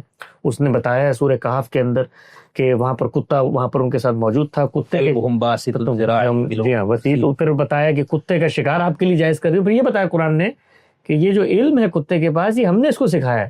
تو اس تمام چیزوں کی روشنی میں اس پورے ذخیرے کو ہم نے حل کیا. اور پھر ایک روایت آتی ہے جس سے بالعموم ہمارے یہاں استدلال کیا جاتا ہے کہ کتا اگر آپ نے گھر میں رکھا تو آپ کی نیکیاں روزانہ وہ کم ہو جائیں گی. وہ تو احد پہاڑ کے برابر. تو وہ آپ وہ اگر اس کو دیکھیں اس روایت کو بھی, تو وہ روایت بھی اس سے بالکل ڈفرینٹ کانٹیکسٹ کے اندر ہے. اقتناء کا لفظ ہے وہاں پہ, من اقتناء قلب, یعنی بالکل ایسے ہی حب سے بیجا میں رکھتے ہیں. آپ جانوروں کو پکڑ کے مبہوس کر لیتے ہیں, یعنی آپ نے گھر پہ ایک پنجرا رکھا اور اس کے اندر جانور باندھ دیا, اب وہ بالکل محبوس ہو کے وہاں پہ بیٹھا ہوا ہے, جیسے آپ کسی کو کیپچر کر لیتے ہیں. تو پیغمبر صلی اللہ علیہ وسلم نے فرمایا کہ بھئی انسان تو انسان, آپ انسان کی جان کو حرمت حاصل ہے, ابرو کو حرمت حاصل ہے, اس کو اس طرح مقبوض نہیں کر سکتے. انسان تو انسان, جانوروں کے ساتھ بھی معاملہ نہیں کر سکتے کہ بلا ضرورت آپ جانوروں کو گھروں کے اندر پنجروں میں بند کر کے اس طریقے سے رکھیں. اور جس نے یہ کام کیا تو اس کی پھر اتنے خیرات نیکیاں جو ہے وہ روز کم ہوتی چلی جائیں گی. تو اس پس منظر کی روایات ہیں, باقی تفصیلی طور پہ کتاب نہیں, وہ ابھی موقع نہیں, ویسے اس پہ آپ سے ایک تفصیل سے بات کروں گا, کیونکہ مجھے تو آپ کی گفتگو سے کچھ اور مسائل پیدا ہو گئے. آپ کے مسائل ختم ہو جائیں گے تو ہو نہیں سکتا. بہت اچھا. اچھا ایک اور چیز بتائیں نا آپ, جیسے ایک تو آپ نے مقطع فراہی کے اصول اور اس کے تناظر میں سب یہ تو بالکل منفرد ہو گیا, لیکن اس سے ہٹ کے بھی اس طرح سے تو کوئی کام نہیں ہے نا کہ بالکل کسی محقق نے, یعنی ابھی میں 3-4 ابھی جو عہد حاضر میں اس کا میں الگ سے ذکر کروں گا. اس سے پہلے ہم بات کریں, یعنی آج سے 100 سال سے پیچھے کی بات کریں, تو وہاں پر کوئی ایسی مثال کہاں ہے کہ جس کے اندر کسی آدمی نے, کسی محقق نے, حدیث پہ کام کرنے والے نے کوئی اس طرح کا کام کیا نا کہ ایک حدیث جو مختلف طرق سے موجود ہے اور ایک متن بنانے کی کوشش کی. یہ نہیں ہوا, اس طریقے سے نہیں ہوا, اس طریقے سے نہیں ہوا. کچھ کتابیں مجھے قدیم عہد میں ملی جن کے اندر متون کے اختلافات جو ہیں ان کو نیچے تو لوگ ذکر کرتے ہی ہیں, بعض جگہوں پہ متون میں رکھنے کی بھی کوشش کی گئی. عالم عرب کے اندر ایک بڑا مجموعہ ہے حدیث کا, نام میرے ذہن میں بھی نہیں آ رہا, میں آپ کو بتا دوں گا, اس کے اندر ملی. لیکن یہ جو ترتیب ہم نے کریٹ کی ہے, یہ ترتیب پہلے سامنے آئی. یہ تو آپ کو ہر جگہ ملے گی. ابن حجر کی آپ کتاب اٹھا لیں تو اس کے اندر بھی وہ روایت آتی ہے, اس کے 10,000 اختلافات نیچے آ جاتے ہیں. لیکن اس طریقے سے موضوع کا انتخاب, پھر نمائندہ روایتوں کو اس کے اندر سے نکالنا, پھر ان روایتوں میں سے جامع متن کا انتخاب, پھر جامع متن کو آپ اس طریقے سے پریزنٹ کریں کہ پورا کا پورا جو ذخیرہ حدیث اس سے متعلق ہوتا ہے وہ نیچے کور ہو جائے. یہ ایک منفرد ہے. بہت اچھا. حسن صاحب, یہ ایک نام اس کا حوالہ بھی دیا تھا, الجامع الصحیح, الجامع الصحیح تھا, الجامع الکامل, حدیث صحیح شامل, حدیث صحیح شامل. ایک تو یہ کام ہے, ایک ہمارے تقی عثمانی صاحب کے ادارے سے کام ہو رہا ہے, اس کی کوئی 15-16 جلدیں آ چکی ہے, وہ بھی اسی طرح کوئی حدیثوں کا ترتیب پتہ نہیں کیا. تیسرا ہمارے شیخ الاسلام ڈاکٹر طارق قادری صاحب سلمہ اللہ, ان کا ایک بہت بڑا کام کہتے آ رہا ہے کہ الموسوعۃ الحدیثیہ, اور اس کے علاوہ ایک اور بھی ہے. تو ان کاموں میں اور آپ میں بھی کوئی نسبت ہے, یہ جو کام کر رہے ہیں, ان کو آپ نے دیکھا ہے؟ جی, ان میں سے بیشتر کاموں کو میں نے دیکھا اپنے ان کام کے دوران, کیونکہ یہ ہمارے کام کے آخر میں یہ سامنے آئے. مفتی تقی عثمانی صاحب کے جامعہ, یہ جو دارالعلوم کرنگی ہے, وہاں سے جو چھپا آن لائن ہی میں نے PDF میں کچھ چیزیں اس کی دیکھی. اور اعظمی صاحب کا کام تو اس پورے ہمارے پروجیکٹ میں ابھی بھی زیر بحث ہے. تعلقاتی صاحب کی جو کچھ چیزیں سامنے آئی ہیں وہ میں نے دیکھی ہیں. ان میں 2 چیزوں کا ایک جوہری طور پہ فرق ہے. جو دارالعلوم کرنگی سے کام ہوا ہے وہ بیسیکلی کمپائلیشن کا کام ہے. یعنی اس میں روایات کا جو ذخیرہ آپ کے سامنے ہے اس کو آپ نے اس کی نمبرز کی ترتیب سے جمع کر کے تخریج کر دی ہے. وہ یہ کام نہیں ہے میرے علم کی حد تک جس میں آپ روایات کو قرآن مجید کی روشنی میں رکھ کے اس کی پوری شرح و وضاحت کرتے ہیں. وہ بنیادی طور پر روایات کے ذخیرے کو مرتب کرنے کا کام ہے. یعنی اس میں آپ جب اس کو پڑھتے ہیں تو یہ معلوم ہو جاتا ہے کہ بھئی یہ روایت کہاں آئی ہے, اس کے کچھ اختلافات کس نوعیت کے, مختلف روایتیں اس پہلو سے. تو یہ کام پہلے بھی ہوا ہے. یہ بڑے پیمانے پہ اس کو آپ کہتے ہیں نا, جدید جو آلات آئے ہیں ان کے ذریعے سے ذرا زیادہ سسٹمیٹکلی کمپائل ہو گیا. تو اس کے اندر تو مجھے کوئی یہ پہلو نہیں نظر آیا کہ حدیث کی کچھ شرح و وضاحت کی گئی ہے یا حدیث کو قرآن مجید کی روشنی میں رکھ کے بتایا گیا ہے یا کوئی جامع متن بنایا گیا. یہ اس طرح کا کام نہیں ہے.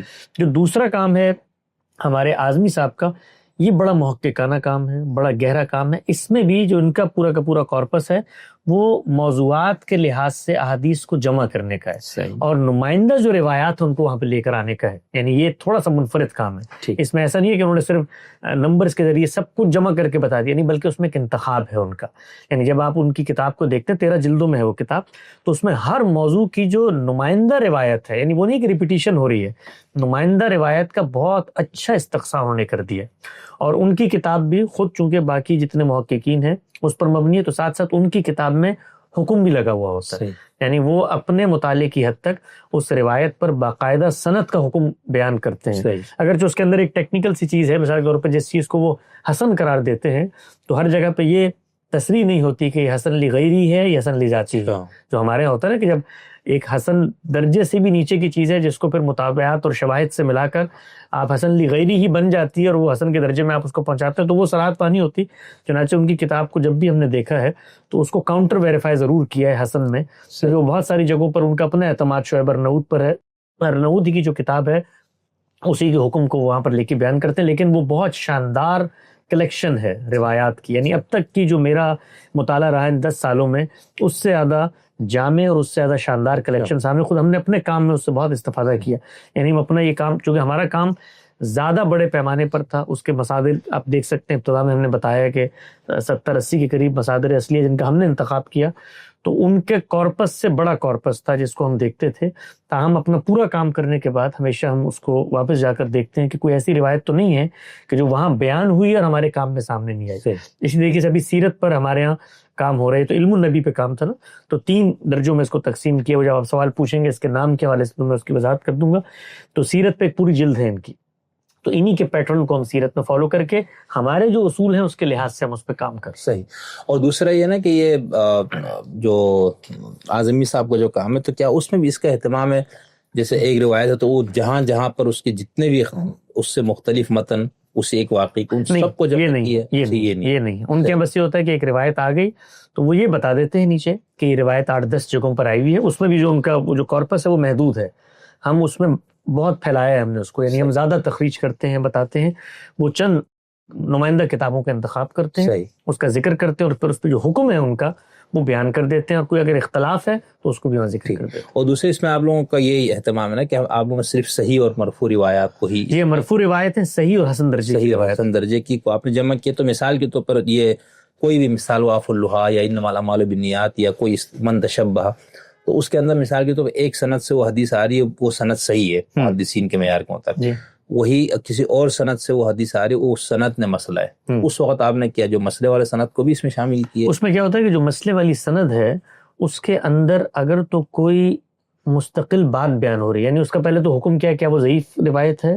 یا وہ کسی حسن درجے کی روایت ہے، حسن غیر درجے کی روایت ہے، تو اس کو ہم نیچے حوالے میں ذکر کرتے ہیں کہ بھئی یہ جو مضمون اوپر زیر بحث ہے یہ فلاں جگہ پر بھی، اگر وہ ضعیف نہیں ہے، حسن لغیری بھی ہے، ضعف نہیں ہے اس کے اندر، تو ہم اس کو حوالے میں ذکر کر دیتے ہیں، لیکن اگر اس کے اندر کوئی ایسی بات بیان ہوئی ہے جو منفرد بات ہے اور وہ ہم لینے کی پوزیشن میں نہیں ہے اوپر سند کی وجہ سے، تب بھی ہم ایک قاری کو یہ حوالہ دے دیتے ہیں نیچے لکھ کر کہ فلاں روایت کے اندر اس بات کا بھی ذکر ہے، چونکہ یہ سند کے معیار پہ اس طرح پوری نہیں اترتی لہٰذا ہم نے اس کو اپنے اصل متن میں نہیں لیا۔ لیکن اس کا فائدہ کیا ہوتا ہے؟ فائدہ یہ ہوتا ہے کہ پڑھنے والے کو ایک پوری تصویر سامنے آ جاتی ہے، اور یہ بھی فائدہ ہوتا ہے کہ بہت ساری چیزیں ہمارے ہاں بیان کی جا رہی ہوتی ہیں، لوگوں کو یہ نہیں پتا ہوتا کہ اس کی سند کا حکم کیا ہے، تو جب وہ نیچے حاشیے میں اس کو دیکھیں گے تو ان کو یہ بھی معلوم ہو جائے گا کہ یہ اضافہ تو ہر جگہ، یہ روایت اس موضوع کی اصل روایت یہ ہے، یہ وہ روایت ہے جس کے سند میں ضعف ہے، اس لیے اس کو قبول نہیں کیا جا سکتا۔ صحیح۔ تو یعنی اگر وہ ضعیف بھی ہے تو آپ نے ہمیں آگاہ کرنے کے لیے پڑھنے والوں کو اس کا ذکر کیا اور حکم لگا کے اس میں حکم بتا دیا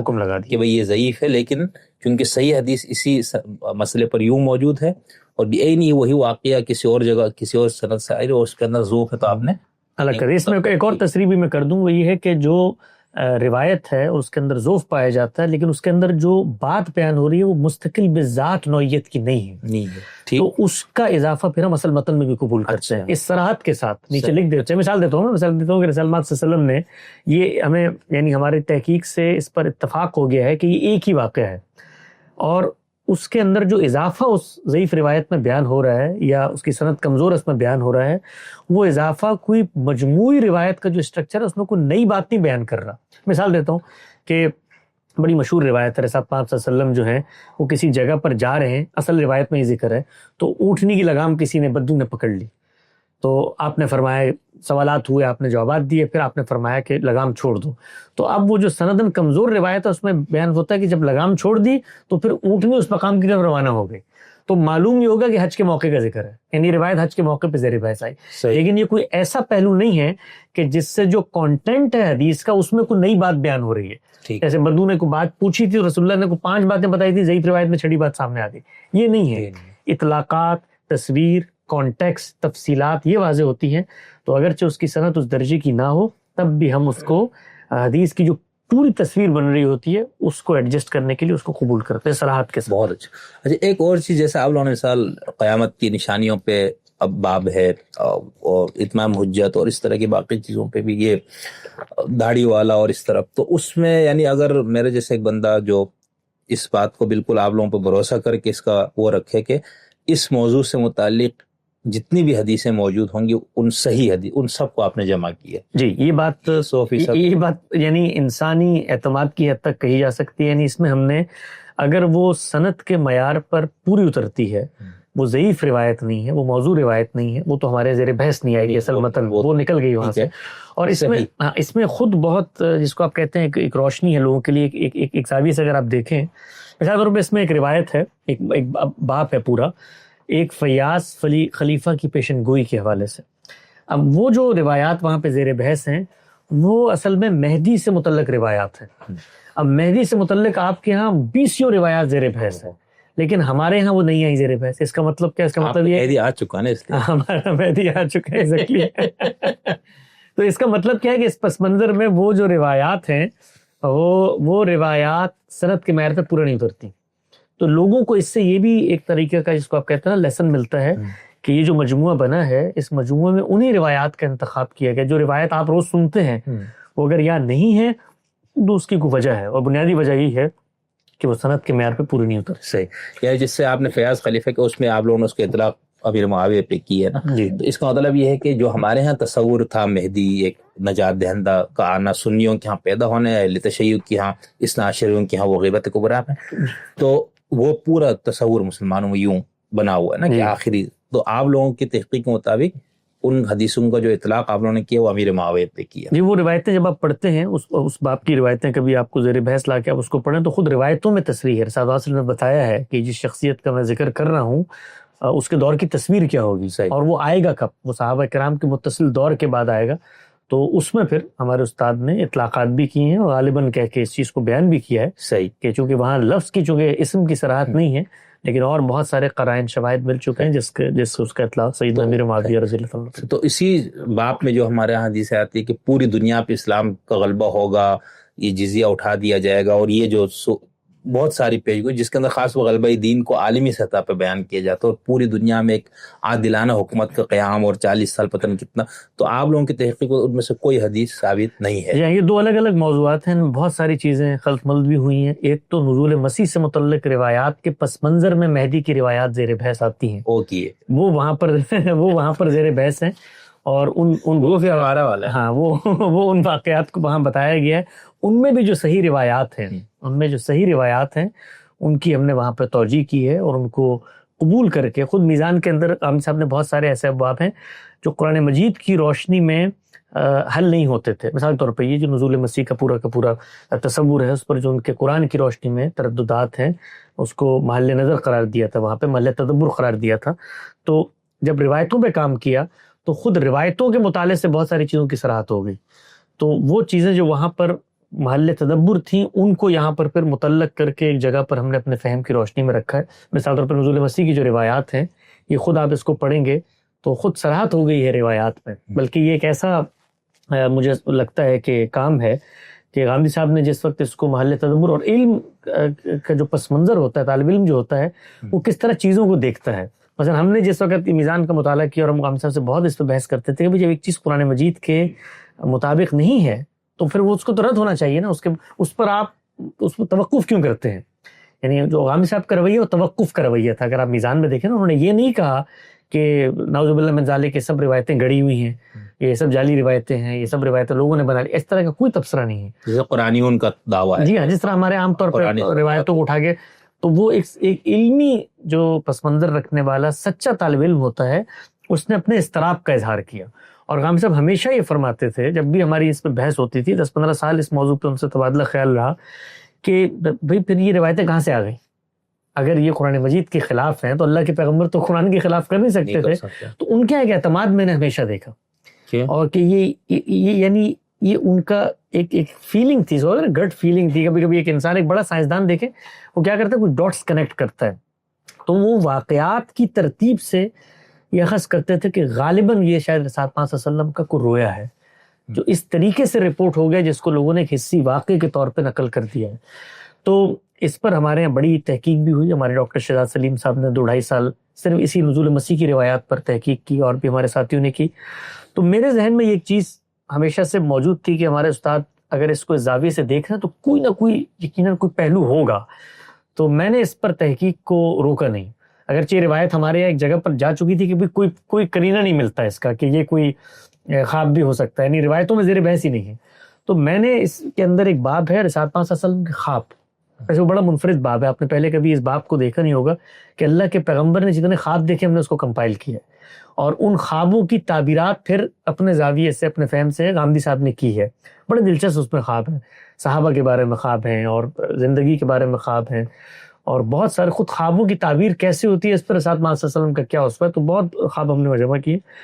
تو مجھے ہمیشہ یہ تھا، تو میں خوابوں کے اوپر تحقیق کر رہا تھا، تو وہاں پر مجھے یہ روایت ملی جس میں نزول مسیح کا ذکر خواب کے پس منظر میں تھا.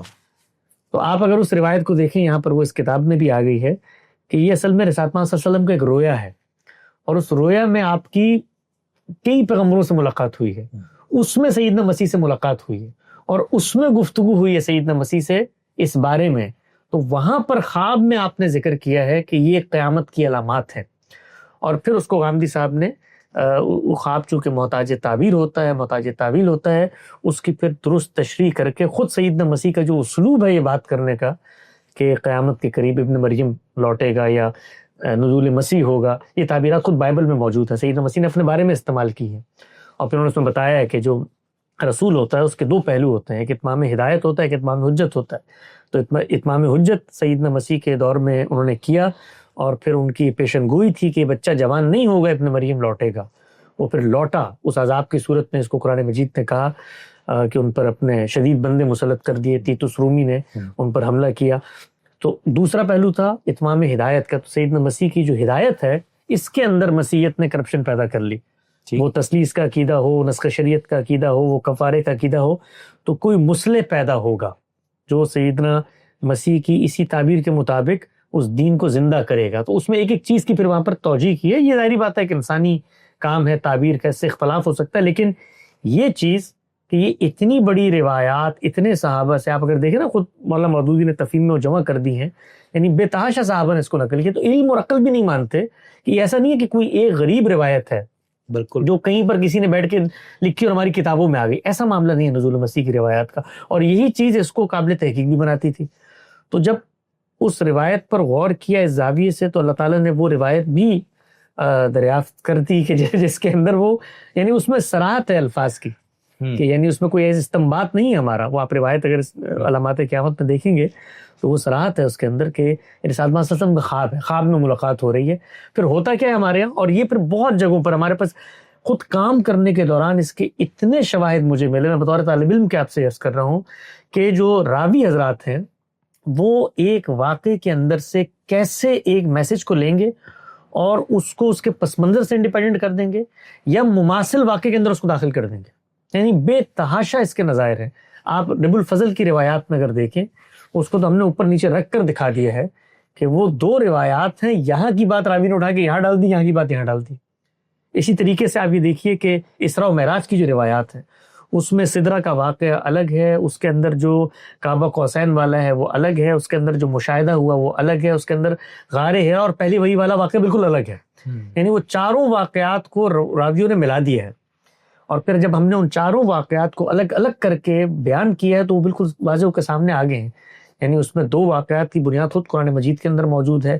یہ جو واقعات بیان ہوئے ہیں خود اس کا پس منظر کیا ہے. پھر جب آپ اس زاویے سے دیکھتے ہیں تو آپ کو تائیدی شواہد بھی ملنا شروع ہو جاتے ہیں. اس طرح سے واقعہ ہوئی نہیں، پہلی وحی کا واقعہ ہے، وہ روایت بھی اس کے اندر آپ دیکھ سکتے ہیں جو ہمارے عام طور پہ زیر بحث آتی ہے، وہ واقعہ اس طریقے سے ہے ہی نہیں. خود یہ چیز کہ رسالت پاک صلی اللہ علیہ وسلم پر جو پہلی وحی نازل ہوئی وہ جو ہے وہ ہمارا سورہ اقرا کے بارے میں کہا جاتا ہے نا کہ وہی یہ پہلی وحی اقرا بسم ربک الذی خلق جو ہے. تو اب وہ ان روایات پر آپ کام کریں تو وہ چونکہ وہ روایتیں تو مضمون کے لحاظ سے بتا رہی ہیں پہلی وہی ہو نہیں سکتی، اس لیے کہ اس کے اندر جو ہے وہ جہنم میں ڈالنے کا کفار کو ذکر ہے، اس کے اطلاقات بتا رہے ہیں، صرف 5 آیتیں نازل ہوئی تھیں. ہاں وہ ہو ہی نہیں سکتی نا، یعنی وہ وہاں جہنم نہیں ہے نا، نہیں وہ جو 5 آیتیں ہیں قرآن مجید کے اندر ایسا نہیں ہوتا. خود قرآن مجید کے اندر جو دوبارہ ترتیب دی گئی ہے وہ ایسا نہیں کہ پوری کی پوری صورت تبدیل کر دی گئی ہے صحیح، اور اس کے اندر قافیہ بندی اور اسی موسیقیت میں لا کے اس صورت کو وہاں جوڑ دیا گیا ہے. قرآن مجید کے اندر جو تبدیلی بھی ہوتی ہے وہ ایک خاص زاویے سے ہوتی ہے. مثال کے طور پہ ایک ہی طرح کی بات تھی، اس کو بعد میں منسوخ کر دیا تو ان دونوں چیزوں کو ایک جگہ پر لا کر رکھ دیا. روزے کی آیت ہے فدیے کی آپ دیکھیں وہ اوپر نیچے آیتیں ہوتی ہیں وہ والی. اسی طریقے سے کہیں صیغے کی تبدیلی ہے. تو یہ جو صورت ہے یہ پھر روایت خود بتاتی ہے کہ رسالت مآب صلی اللہ علیہ وسلم کو سچے خواب آنا شروع ہوئے، خواب میں قرآن کا تعارف کروایا گیا آپ صلی اللہ علیہ وسلم کو کہ اس طرح سے ہے قرآن. پھر جب آپ نکلے ہیں اور جبریل سے وہ کا مشاہدہ ہوا ہے اور پھر اس وقت قرآن کا نزول ہوا ہے، پھر ہم نے بتایا کہ اس طریقے سے پہلے وہی سورہ فاتحہ بنتی ہے اپنے مضمون کے لحاظ سے. تو اس سے ایک جو ہمارے ہاں کچھ گیپس تھے بہت ساری چیزوں کے اندر جو کبھی سمجھ میں نہیں آتے تھے کہ یہ کیسے ہو رہا ہے، خود فہم حدیث میں خود دین کا جو اوور آل اسٹرکچر بنتا ہے وہ نہ کامن سینس کی بنیاد پر قابل قبول ہوتا تھا نہ قرآن کی روشنی میں قابل قبول ہوتا تھا. تو وہ ساری چیزیں جو ہیں وہ اس کے اندر آپ کو حل ہوتی ہوئی طالب علمانہ سی کوشش ہے وہ نظر آتی ہیں.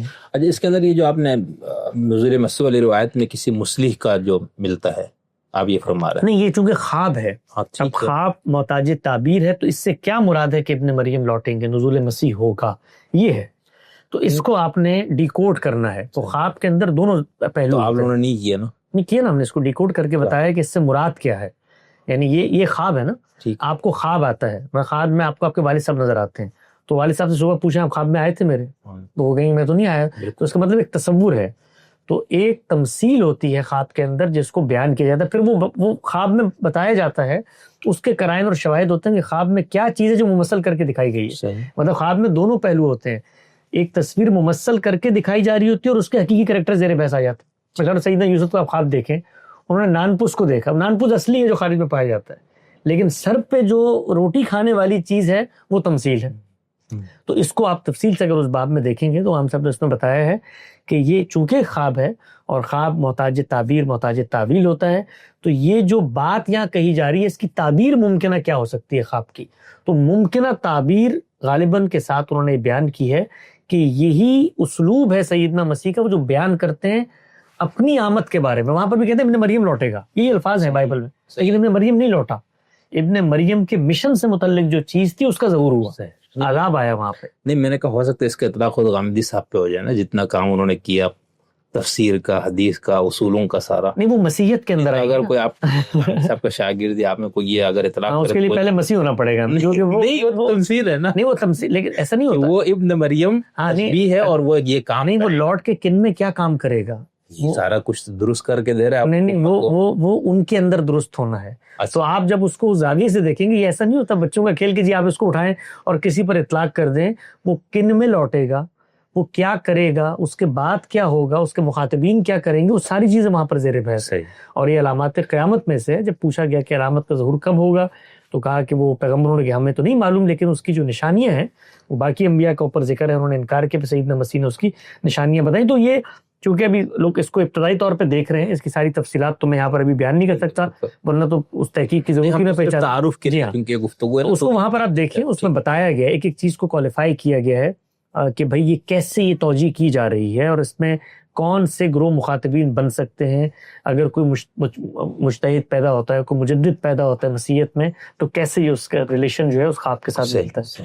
لیکن حضور صلی اللہ علیہ وسلم کے بعد جو مجدد ہوگا مسلمانوں سے اٹھے گا نا، جو وہ الگ روایت سب کو اصلاح کر، وہ الگ روایت ہے، وہ الگ روایت موجود ہے کہ وہ اللہ کے پیغمبر نے فرمایا کہ یہ مجددین پیدا ہوتے رہیں گے. ہمارے دین کا علم جو ہے وہ چونکہ اجماع اور تواتر سے منتقل ہو رہا ہے، تو اس کے اندر اگر کوئی فہم کی اس طرح کی علائشیں بھی آ جاتی ہیں تو اللہ تعالیٰ کے نیک بندے پیدا ہوتے ہیں، ہر دور میں پیدا ہوتے ہیں، ابھی بھی پیدا ہو رہے ہوں. بالکل. اچھا ایک اور چیز ہے نا، اب یہ آپ لوگوں نے کام ماشاءاللہ کیا اور اس پہ اس کا مطلب یہ بھی ہوگا نا کہ آپ لوگوں کا جو اپنا مکتبہ فکر ہے، ٹھیک ہے نا، تو آپ لوگوں نے یہ کیا کہ اپنے مکتبہ فکر کے مطابق آپ نے ساری حدیثوں کو اپنے طرف اپنے اس کے مطابق تشریح کی، امت کے اندر 1400 سال سے جو اس کا فہم اور جو اس سے استنباط اور استدلال سب چلا رہا تھا وہ سب دریا برد ہو گیا.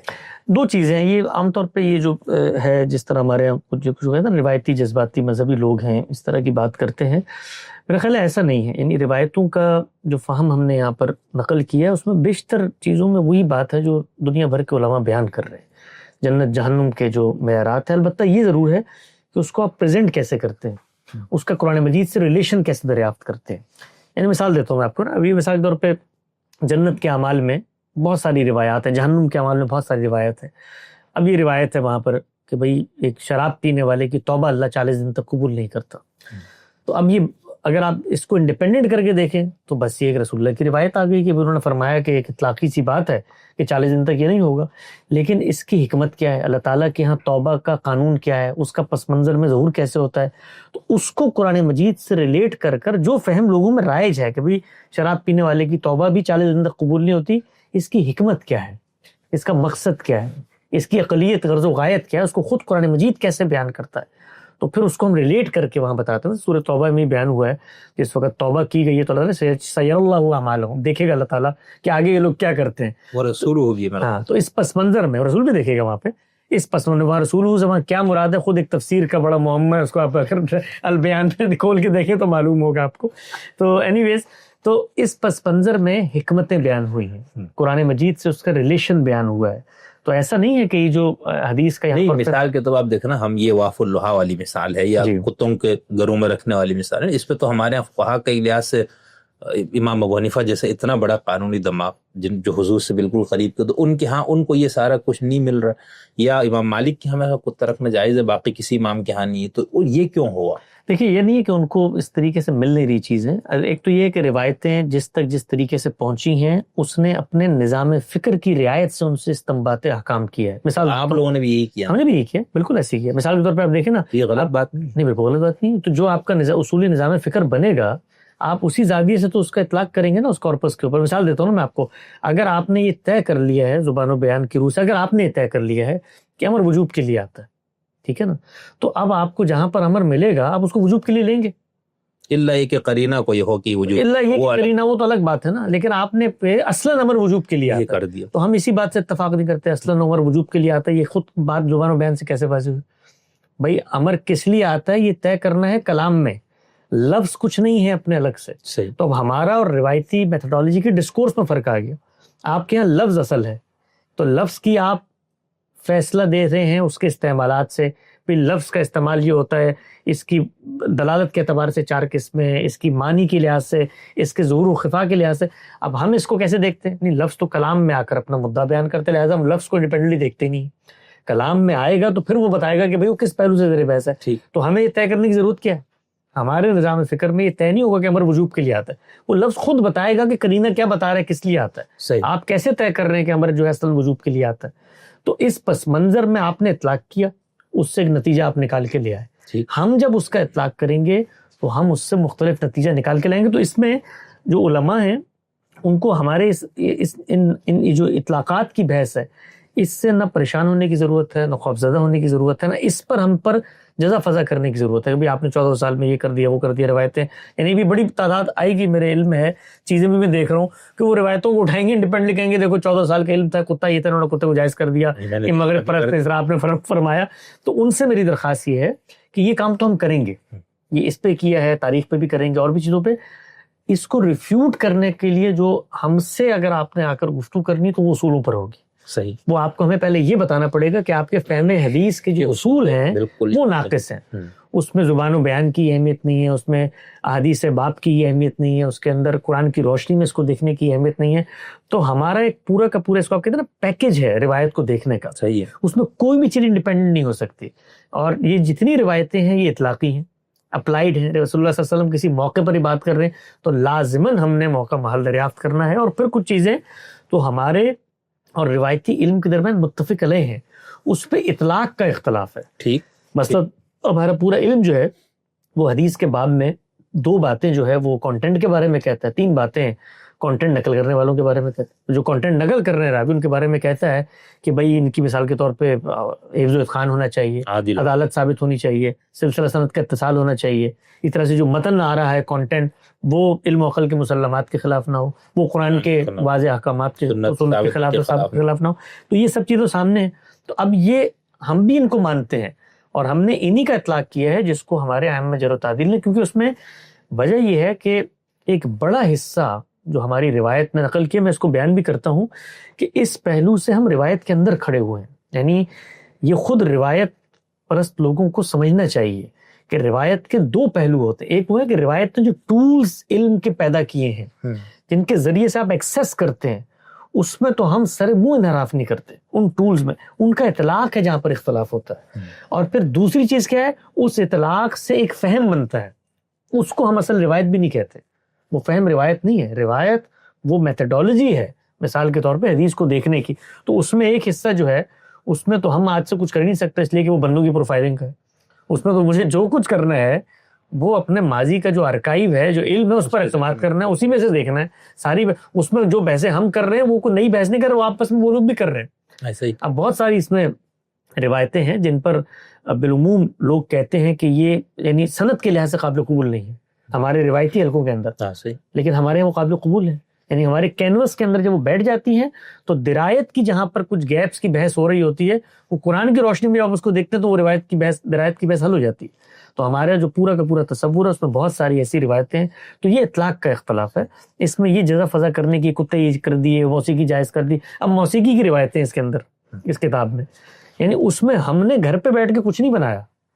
خود رسالت مآب صلی اللہ علیہ وسلم کی نسبت سے جو چیزیں زیر بحث ہیں ان کو سامنے رکھ دیا ہے پوری کی پوری. اس میں ایسی ایسی دلچسپ چیزیں ہیں کہ آپ حیران ہوں گے کہ اللہ کے پیغمبر خود موسیقی کے بارے میں تبصرے کیا کر رہے ہیں. یعنی کیا بتا رہے ہیں کہ کس طریقے سے اس نے مجھے ایک بڑی آفت سے, بڑے گناہ سے کیسے بچا لیا. خود کیسے وہ تلقین کر رہے ہیں مدینے کے اندر جب شادیاں ہو رہی ہیں وہاں پر لونڈیوں کو بھیجنے کے حوالے سے کہ بھی موسیقی کی کوئی, تو وہ ساری تصویر, اس میں کوئی بھی چیز اس کام کے اندر غامدی صاحب کی کوئی انشا پردازی نہیں ہے, ان کا کوئی فہم نہیں ہے. ذخیرہ روایت کے اندر جو مواد موجود ہے صحیح سند کے ساتھ اس کو پریزنٹ کیا گیا ہے قرآن مجید کی روشنی میں. اس کو سامنے رکھ کر آپ کو دوسری توجیہ کرنا چاہتے ہیں, سو بسم اللہ, آپ ضرور اس کی توجیہ کریں. یعنی ہمارے بہت ساری چیزوں کی توجیہ ہوتی ہے. بالکل ہمارے جو اہل حدیث حضرات ہیں انہوں نے چونکہ منہاج, دیکھیں دو منہاج ہیں. ہمارا جو اس وقت مقابلہ, جس کو آپ کے مقابلہ مثبت مانو میں جو مد مقابل کھڑا ہوا, وہ سلفی منہاج. جو فقہ و تدبر کا منہاج ہے اس میں یہ کبھی بھی تشویش کی چیز نہیں ہوتی. اصحاب الرائے سے مسئلہ نہیں آپ نہیں ہے. اصحاب الرائے جس کو آپ کہتے ہیں اس کو فقہ و تدبر کا منہاج کہتے ہیں. یعنی وہ بنیاد ہے, وہ فطری منہاج ہے. کس طرح لے وہ بالکل آپ چونکہ اہل حدیث پس منظر میں مدرسے میں پڑھے تو آپ کو کہنے کا حق ہے, لیکن یہ فقہ و تدبر کا منہاج ہے. فقہ و تدبر کا منہاج بتدریج متاثر ہوا ہے سلفی منہاج سے. اور میں ایک اور بات آپ سے کرتا ہوں, اس میں شاید آپ اور زیادہ زور سے تائید کرو. سلفی منہاج ابتدا اس کی حدیث کے ان ظاہری مفاہیم سے ہوتی ہے, اس کی انتہا خارجیت پہ ہوتی ہے. ایسے ہی یعنی آپ اگر سلفی منہاج پہ کھڑے ہوئے ہیں تو آپ ابتدا میں اس ظاہریت پہ جائیں گے. کیوں؟ کیونکہ سلفی منہاج کام کرتا ہے اطاعت کے پیراڈائم میں. پہ اللہ کے رسول کا حکم آ گیا نا, داڑھی بڑھاؤ, تو اب میں وہاں پر زبان کی بحث کروں, بیان, وہ کہیں گے نہیں یہ تو تم اپنی عقل, اپنی منشا, اپنی خواہش, اپنی آرزو, اپنی تمنا, عوام پرستی, یہ تم سب کچھ کر رہے ہو. بھائی اللہ کا حکم ہے, نہیں سمجھ رہا تھا تب بھی مانو. تو میں یہ کہتا ہوں کہ بھائی اللہ تعالیٰ نے اپنے پیغمبر کو بھیجا ہے تو ان کے بارے میں یہ واضح کر دیا ہے کہ وہ دین کی ہدایت جو اللہ نے دی اس کو پہنچائیں گے. یہ ہو کیسے سکتا ہے کہ اللہ کے پیغمبر دین کی ہدایت کے اندر کوئی ترمیم, کوئی تنسیخ, کوئی اضافہ, کوئی اس طرح کا معاملہ کر دیں. وہ جہاں کرتے ہیں وہ بطور دین کرتے ہیں, سنت میں ان کی اتھارٹی ہے, وہاں تجدید بھی کرتے ہیں, ترمیم بھی کرتے ہیں, اضافہ بھی کرتے ہیں, اس کو آگے جاری بھی فرماتے ہیں. وہ فریم ورک ہے. تو ایک طرف وہ فریم ورک موجود ہے اور دوسری طرف آپ کی نسبت سے آنے والی اخبار احاد ہیں, ان کو آپ دیکھتے ہیں.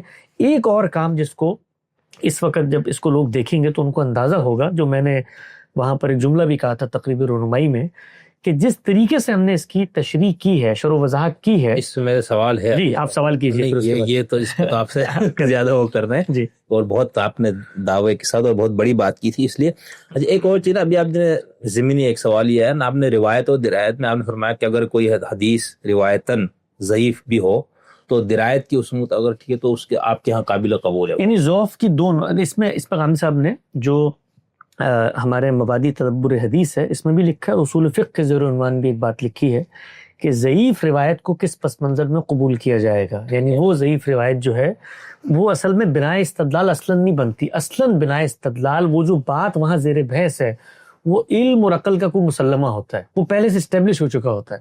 تو یہ روایت اس کو اصل میں اس کی شاہد اور اس کی تائید میں آ رہی ہوتی ہے. تو اس کام میں تو ہم نے ضعیف روایت کو قبول نہیں کیا. ضعیف روایت کے اندر کوئی مستقل بذات اضافہ ہوتا ہے اس کو بھی وہاں پر اصل متن میں قبول نہیں کرتے. میں نے ایک دوسرے پہلو سے یہ بات یہاں پہ بیان کی ہے کہ بسا اوقات کیا ہوتا ہے کہ خود روایت کی بحث میں درایتاً اس پر ذوف کا حکم لگایا جا رہا ہوتا ہے کہ بھئی یہ چیز بظاہر خلاف ہے, لیکن جب آپ اس کو ایک زاویے سے دیکھتے ہیں, مثال دیتا ہوں میں آپ کو, اس کی مثال ہے, مثال طور پہ بڑی مشہور روایت ہے سبع تعارف والی.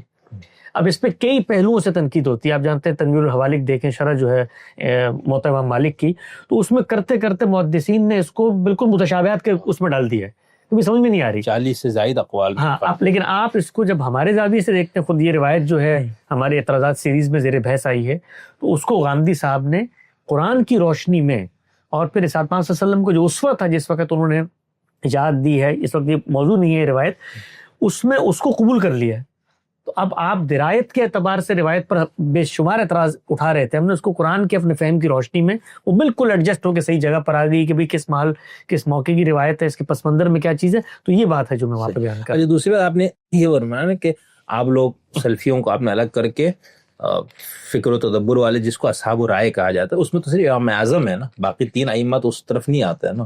دیکھیے سراج الائمہ امام اعظم جناب ابو حنیفہ علیہ رحمہ, اس میں کوئی شک کی بات نہیں ہے کہ وہ فقہ و تدبر کے منہاج کے بابا آدم ہیں. یعنی وہی ہیں جن سے فقہ و تدبر کا منہاج آگے بڑھا ہے, لیکن فقہ و تدبر کا منہاج ایک جگہ پر نہیں روکا, یعنی اس کے اثرات ہوئے ہیں.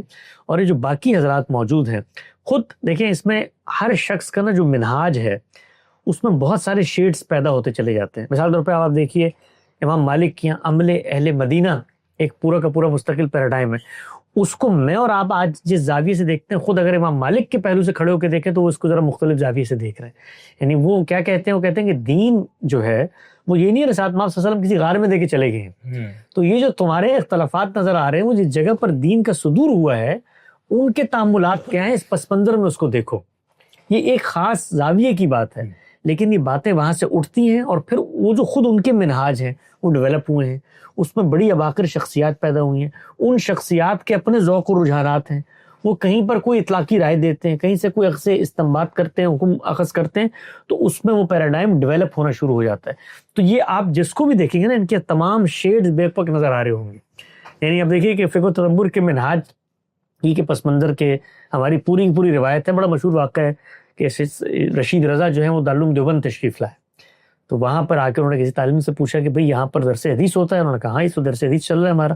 کہ کیسے پڑھاتا ہے استاد؟ تو انہوں نے کہا پہلے یہاں پر حدیث پڑھی جاتی ہے اور پھر اس حدیث سے جو فقہ حنفی کا مسئلہ ثابت ہو رہا ہے وہ بیان کیا جاتا ہے. تو انہوں نے کہا بھی کمال ہے, آج پہلی دفعہ پتہ چلا کہ حدیث بھی حنفی ہوتی ہے. اب دیکھیں نا, اب کیا ہے کہ ہمارے ہاں اس سے ایک فقہ مرتب ہوئی نا, ایک علم کی روایت مرتب ہوئی, وہ اسٹیٹ لا بنی.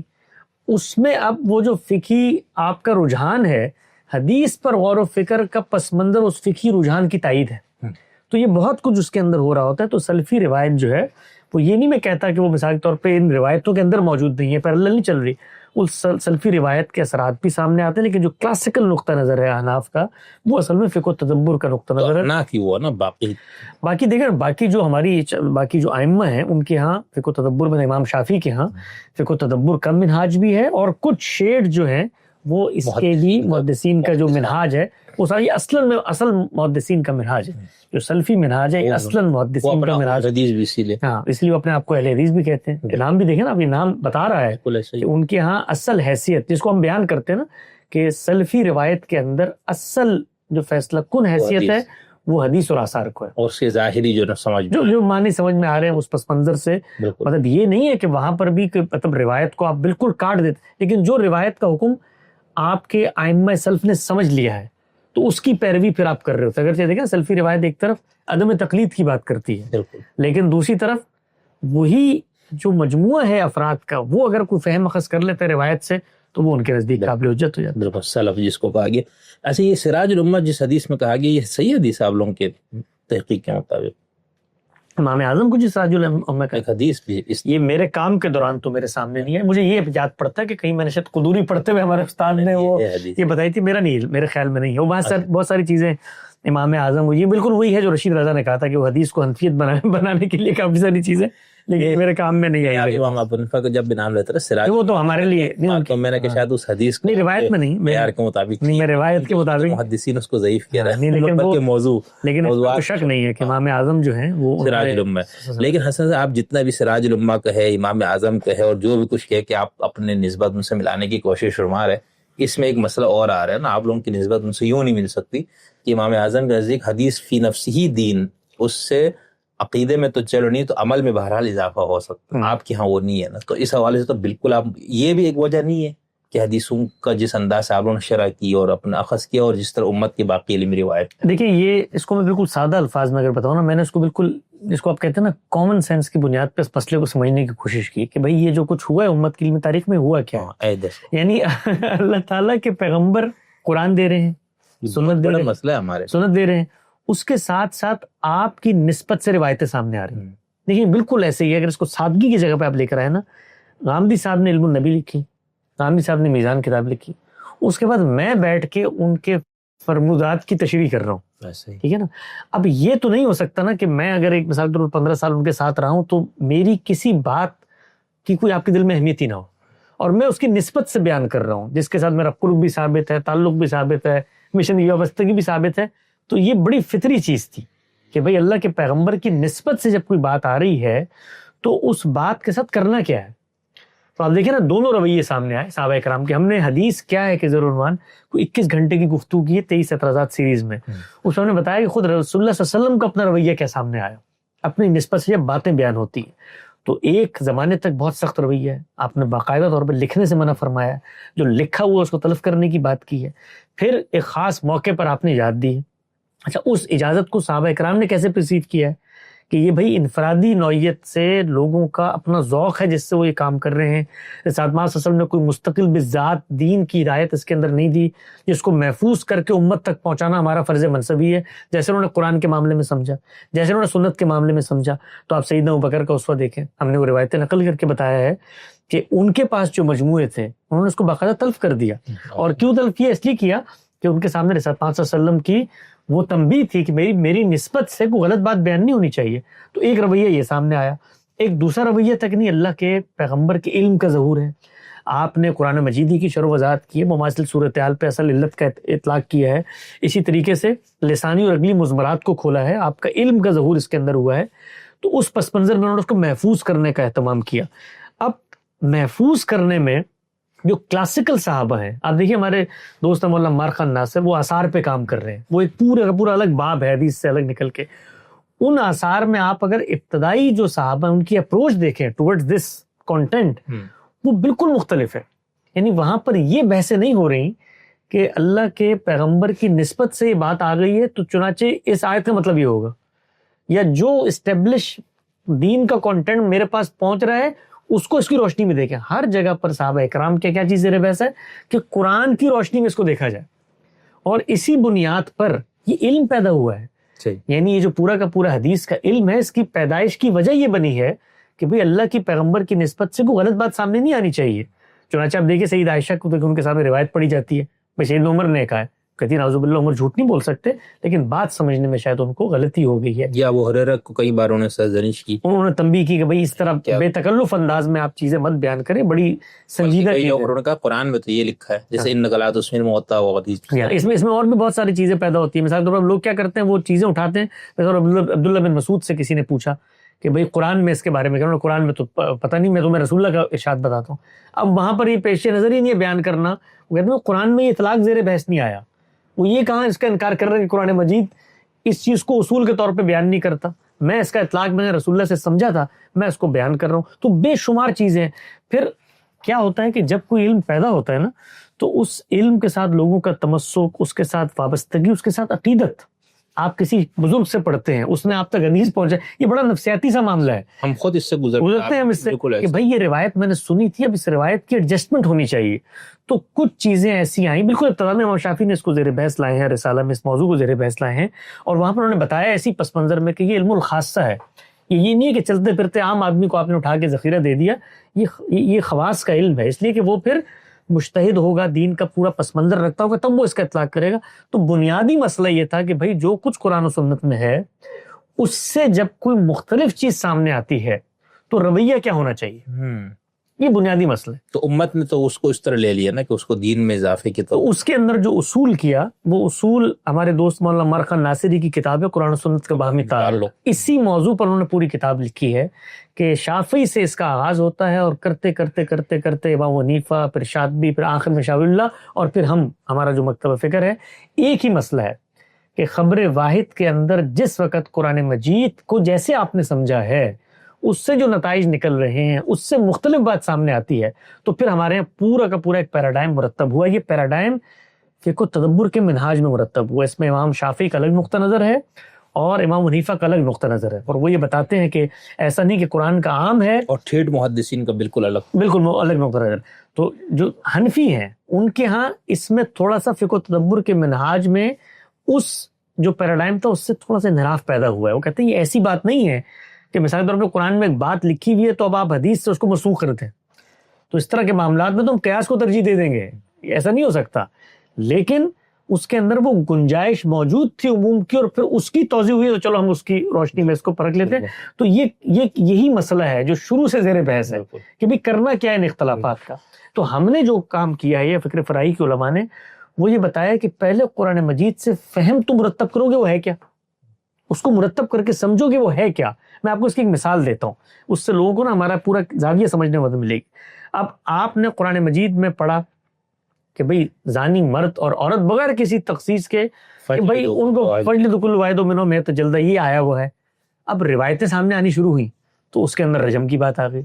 تو اب پہلا مرحلہ کیا تھا, آپ سوچیں نا, یعنی پہلا مرحلہ یہ تھا کہ واپس قرآن کی طرف جایا جائے اور دیکھا جائے کہ بھئی یہ جو روایتوں میں ذکر آ رہا ہے ایک سزا کا, یہ کیا قرآن مجید کے کسی اور حکم سے متعلق ہوتی ہے, اسی حکم کی شرح وضاحت ہے, اسی کی ہے. تو یہ ہو کیسے سکتا ہے کہ قرآن مجید میں جب گنجائش ہی نہیں ہے کہ زانی مرد اور عورت میں شادی شدہ غیر شادی شدہ کی تخصیص کی جائے, تو پیغمبر صلی اللہ علیہ وسلم یہ ہو کیسے سکتا ہے کہ اللہ تعالیٰ شریعت قیامت تک نازل کر رہے ہیں, وہاں پر ایک حکم بیان کر رہے ہیں, اور جو اسی سے متعلق دوسرا حکم ہے اس کو روایتوں میں بیان کر رہے ہیں, اور پھر اس کے آپس کے. تو اب آپ دیکھیے جس نے قرآن کو محور و مرکز بنایا تو انہوں نے کیا کیا, یعنی یہ جو روایتیں ہیں ان کے نیچے ایک جملہ لکھا ہے, مولانا فرائی کا ایک چھوٹا سا نوٹ ہے, جس کے بعد پھر یہ آگے سارا کام ہوا تحت المائدہ, کہ بھائی یہ جو آپ رجم کر رہے ہیں, قرآن مجید میں رجم کی سزا زیر بحث ہے. قرآن مجید میں فساد فی الارض کے پس منظر میں رجم کی سزا زیر بحث ہے. یہ نہیں ہے کہ رسول اللہ نے کوئی ایسی سزا دی جو قرآن میں زیر بحث ہی نہیں ہے. تو آپ اس پس منظر میں دیکھیں کہ جرم اپنی نوعیت کے لحاظ سے زنا کیسے فساد بن جاتا ہے, چوری کب ڈکیتی بن کے فساد بن جاتی ہے, قتل کب فساد بن جاتا ہے. تو یہ دو جرائم کا جب اطلاق ہوا تو اللہ کے پیغمبر نے کوڑے بھی لگائے اور یہ کام بھی کر دیا. بالکل. تو ایک زاویہ یہ ہے دیکھنے, دوسرا زاویہ کیا ہے, دوسرا زاویہ کہ آپ بحثیں کریں. تو ہمارے دو زاہد مغل صاحب بھی کرتے ہیں کہ وہ بیان کے لفظ کا یہ پورا کا پورا معنی انہوں نے پیدا فرما لیا لتبین للناس سے, کہ رسالت مآب صلی اللہ علیہ وسلم کو اللہ تعالیٰ نے کہا ہے کہ آپ جو ہے اپنے دین بیان کرنا ہے. اب بیان کے اندر یہ سب چیزیں شامل ہوتی ہیں کہ بیان جو ہے وہ ابتداً بیان کرنے کے معنی میں بھی آتا ہے, شرح و وضاحت کے معنی میں بھی آتا ہے. چونکہ رسول اللہ کو شرح و وضاحت کی ذمہ داری دی گئی تھی, لہذا شرح و وضاحت وہ جو بھی کریں گے وہ شرح و وضاحت ہی قرار پائے گی, اور اس شرح و وضاحت میں ترمیم, تخصیص, یہاں تک کہ تعمیم, ہر چیز شامل ہے, نصب بھی شامل ہے. پھر اس کے لیے قرآن مجید کو اٹھا کر اس کے اندر اتنی مثالیں کہ نہیں بیان. تو ہم نے بتانے کی کوشش کی کہ بھئی یہ جو بیان کا لفظ ہے یہ ابتداً بیان کے معنی میں بھی آتا ہے, شرح و وضاحت کے معنی میں بھی آتا ہے. وہ جو وہاں پر آیا ہے کہ ما نزل الیہم کا اپنے بیان کرنا ہے, تو خود ہمارے ہاں جو تفسیر کی روایت ہے اس میں مفسرین نے ما نزل علیہم سے مراد کیا ہے, الذکر مراد ہے, عین الذکر, یا اس کا کنٹینٹ مراد ہے. اگر کنٹینٹ مراد ہے تو وہاں پر تبلیغ کا معنی ہوگا, پہنچانے کا اگر عین الذکر مراد ہے تو وہاں شرح و وضاحت ہوگی. تو آپ کے زاویے سے اگر عین الذکر مراد ہے تو شرح و وضاحت دیں, تو فیصلہ کیسے ہوگا کیا چیز مراد ہے وہاں پر؟ تو آپ دیکھیے اس پہ بڑی تفصیلی گفتگو کی ہے غامدی صاحب نے 23 اعتراضات سیریز میں, کہ آپ اس کو ذرا پیچھے سے تو پڑھیں, ایک آیت پیچھے سے پڑھیں, یعنی سیاق و سباق فیصلہ کرتا ہے. یا وہ ما آتاکم رسول لے آتے فخذوہ, حالانکہ اس کا پورا آپ دیکھیں اس کا سیاق و سباق کیا ہے, یعنی وہ مطالبہ کر رہے ہیں کہ فرشتے جو ہیں وہ کیوں نہیں لے کر آتے کلام کو. اللہ کہہ رہا ہے بھائی میرا معاملہ یہ نہیں ہے, میں انسانوں کو بھیجتا ہوں, انسانوں پر یہ لازم ہوتا ہے اور وہ اس کو پہنچاتے ہیں. تو اگر یہاں پر پیغمبر پر ذمہ داری ڈالی جا رہی ہے شرح و وضاحت کی, تو آگے کیا لعلکم تفکرون, بھائی وہ پہنچاتے ہیں تاکہ تم لوگ غور کرو, یعنی غور و فکر تم نے کرنا ہے, ان کا کام پہنچانا ہے. تو اس پس منظر میں پھر پورا کا پورا ایک پیراڈائم بننا شروع ہوا. یعنی ایک جب ایک کو کہتے ہیں نا تاسریہ میر اوج دیوار کچ, ایک اگر آپ کا زاویہ ٹیڑھا ہو جاتا ہے, اصل چیز کیا تھی, قرآن پر اعتماد تھا. اس موقع پر یہ کہنا تھا کہ بھئی یہ جو روایتیں آ رہی, اور ہوتا کیا تھا کہ جس وقت آپ اعتماد کا اظہار کرتے ہیں رستے کھلتے چلے جاتے ہیں. جن لوگوں نے اس اعتماد کا اظہار کیا ان پر پھر اللہ تعالیٰ نے روایتوں کے رستے بھی کھول دیے. تو یہ وہ پس منظر ہے جس میں اگر آپ پوچھیں گے تو میں بتاؤں گا کہ اب میں کیا کہتا ہوں, یہ جو زاویہ ہم نے رجم کی روایات کا مرتب کیا ہے یہ مبنی پر قرآن ہے. کوئی شخص اگر ان روایات کا انکار کرتا ہے تو وہ کچھ نہیں کر رہا سوائے فساد فی الارض کی سزا کا انکار کرنے کے. نہیں یہ بہت اچھا. اسی طرح جیسے آپ نے اپنی اس گفتگو میں اس بات کو بیان کیا نا کہ آپ کوئی حدیث کا انکار نہیں کر سکتا, اور اسی دور میں ہم یہ دیکھتے ہیں ہمارے پاس ایک تو چلو قدیم معتزلہ, ان کے ہاں تو مکمل انکار نہیں تھا, لیکن ہمارے ہاں جو قرآنی حضرات پیدا ہوئے خاص ہم بر صغیر میں اور عرب دنیا میں کچھ, تو ان کا تو بالکل رویہ دوسرا ہے نا, کہ وہ انہی دلائل کو لے کر جس کے اندر یہ آتا ہے کہ قرآن ہی ہے, فلانا ہے, طبیان ہے, وہ کہتے ہیں ہمیں کسی اور, تو اس طرح سے وہ حدیثوں کو ریجیکٹ کر دیتے. تو آپ کس طرح سے یہ کہہ رہے ہیں کہ ہمارا یہ کام ایسا ہے جس نے انکار حدیث کا دروازہ بس اب قیامت تک کے لیے بند کر دیا؟ پہلی بات تو یہ کہ یہ جو ہمارے یہاں گروہ ہے انکار حدیث جو کرتا ہے وہ اصل میں انکار حدیث نہیں کرتا, وہ انکار قرآن کرتا ہے. اس لیے کہ قرآن مجید کو جب آپ پڑھتے ہیں تو قرآن مجید کو ماننے کا مطلب یہ نہیں کہ آپ کہیں جی قرآن ہی ہمارے سب کچھ ہے. وہ قرآن کچھ بتائے گا نا اپنے اندر, اس کو بھی ماننا ہے. تو وہ قرآن نہیں, قرآن جب حکم دیتا ہے آپ کو, سنت تو عملی چیزیں ہیں قرآن مجید کا ایک زاویے سے. قرآن نظریات کیا بیان کر رہا ہے, پیغمبر کی حیثیت کیا بیان کر رہا ہے, پیغمبر کے فیصلوں کے بارے میں آپ کو کیا کہہ رہا ہے. قرآن مجید کہتا ہے فلا وربک لا یؤمنون حتی یحکموک فیما شجر بینہم ثم لا یجدوا فی انفسہم حرجا ویسلموا تسلیما. یہ ہے صورتحال. تو اب پہلا سوال یہ ہے کہ آپ قرآن کو مانتے ہیں, اہل قرآن ہیں آپ, تو قرآن مجید کیا کہہ رہا ہے کہ پیغمبر کا فیصلہ اگر, اور کس چیز کے فیصلے کو کہہ رہا ہے وہاں, فیما شجر بینہم, وہ دنیاوی فیصلے کے بارے میں کہہ رہا ہے. دین کا فیصلہ تو بطریق اولا ہے. یعنی آپ سوچیں ذرا اس آیت کی سینٹیٹی سوچیں کہ میرے آپ کے درمیان, اور اس کا جو سیاق ہے اس آیت کا وہ خود ایک تنازع ہے رسول اللہ صلی اللہ علیہ وسلم کے ایک عزیز کا, زمین کا مسئلہ جس پس منظر میں یہ بات آئی ہے. اللہ تعالیٰ کہہ رہے ہیں کہ پیغمبر دنیاوی معاملے میں اگر فیصلہ کر دے تو اس میں یہ صورتحال اپنانی ہے. دین تو بہت آگے کی چیز ہے.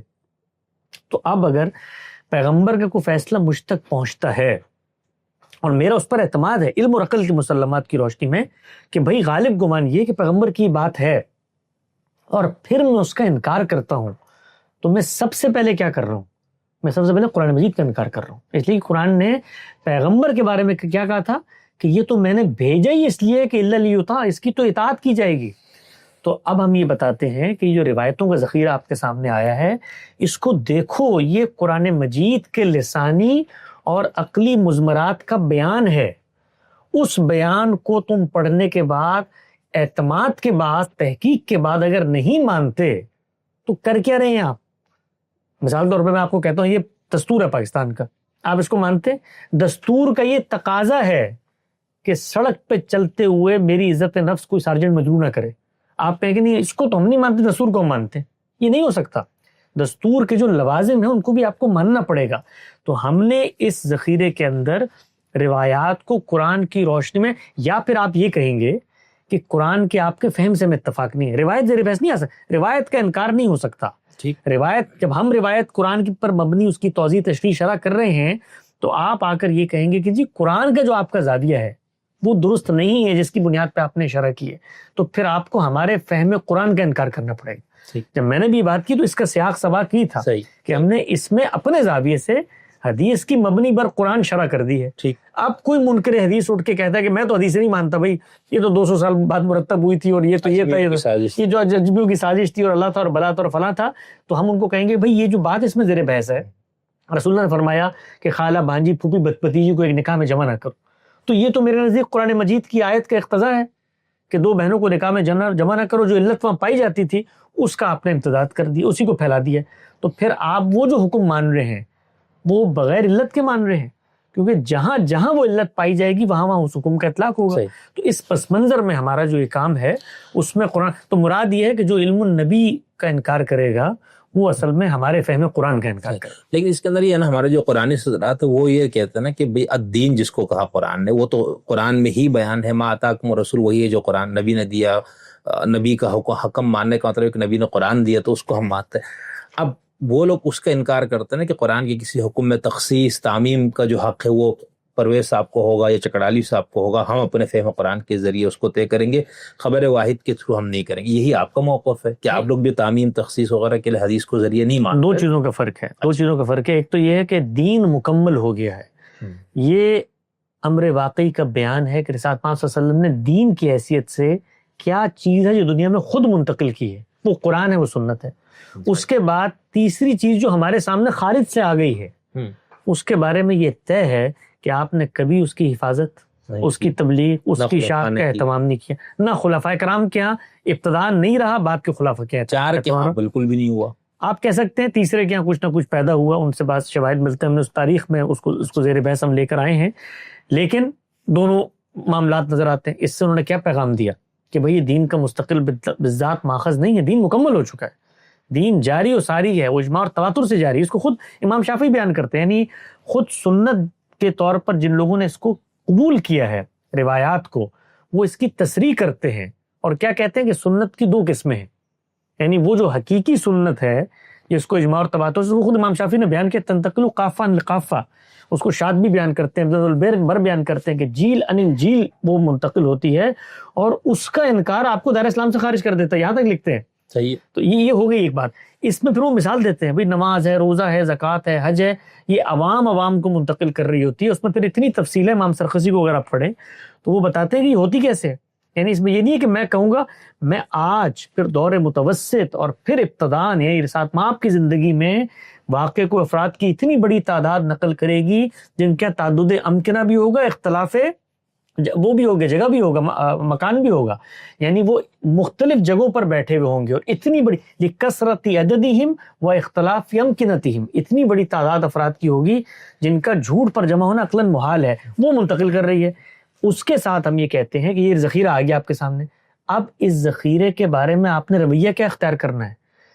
قرآن مجید ہمیں یہ کہتا ہے کہ پیغمبر کسی باب میں فیصلہ کر دیں تو قبول کرنا ہے, تو قرآن تو خود وہ دے رہے ہیں, یہ تو فیصلہ نہیں ہے, پیغمبر کے فیصلے زیر بحث ہے. وہ تو ہر جگہ بتایا ہے کہ بھئی تم نے اس کو منتقل کرنا ہے, تم نے اس کو آگے پہنچانا ہے. فیصلے کیسے پہنچے ہیں ہم تک؟ فیصلے آپ کے علم کی روایت سے پہنچے تھے. تو آپ کو یہ کہنا پڑے گا کہ پیغمبر کا یہ فیصلہ میرے نزدیک درست نہیں پہنچا, یہ حق ہے آپ کو کہنے کا. صحیح, بالکل ٹھیک, یہ حق ہے آپ کو کہنے کا. آپ یہ کہہ سکتے ہیں کہ بھئی قرآن مجید کی روشنی میں, جس طرح ہم نے کہا نزول مسیح کی روایات پہ ایک زمانے تک کہ بھئی پیغمبر کے یہ جو فیصلے آپ ہمیں سنا رہے ہیں یہ قرآن کے خلاف لگتے ہیں بظاہر, یہ حق ہے ہمیں, کہ ہر شخص کو یہ حق ہے کہنے کا. ہم یہ نہیں کہتے کہ اس کے بعد آپ مثال طور پہ حدیث کو دین کا مستقل اور پھر یہ بھی بتاتے ہیں کہ اصل دین الگ ہے, کوئی ترمیم تنسیخ کوئی تعمیم اس سے نہیں ہو سکتی, یہ اصل دین کی شرح و وضاحت ہے. ٹھیک, تو اس زاویے سے اگر وہ یہاں تک یہی بات کرتے ہیں تو بڑی اچھی بات ہے, وہ کوئی بھی بات کریں ہمیں کوئی فرق نہیں پڑتا. لیکن وہ اگلی بات بھی کرتے ہیں, وہ یہ کہ حکم آ گیا ہے, فیصلہ پہنچ گیا ہے, اب کیا رویہ اختیار کرنا ہے. تو پھر اس میں اگلی بات آپ سے عرض کرتا ہوں, پھر ان کو قرآن کی شرح کرنے کی اجازت نہیں ہونی چاہیے.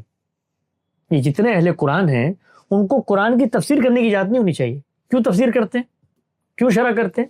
اس لیے کرتے ہیں کہ وہ سمجھتے ہیں کہ قرآن کے حکم کا یہ تقاضا ہے. جی یہی ہے نا, بالکل. تو وہ تقاضا میں آپ کا تو سنوں اہل قرآن کی حیثیت ہے, اللہ کے پیغمبر کا نہ سنوں. نہیں, وہ کہ تو ثابت ہی نہیں کر پا رہے ہیں آپ اللہ کے پیغمبر. اگلی بات ہے کہ ثابت نہیں کر پا رہے نا, اب علم کی بحث آ گئی. پھر اصولی بحث یہ نہیں رہی کہ پیغمبر کو حق نہیں ہے, یہ بحث نہیں رہی, پھر تو ثبوت کی بحث ہو گئی.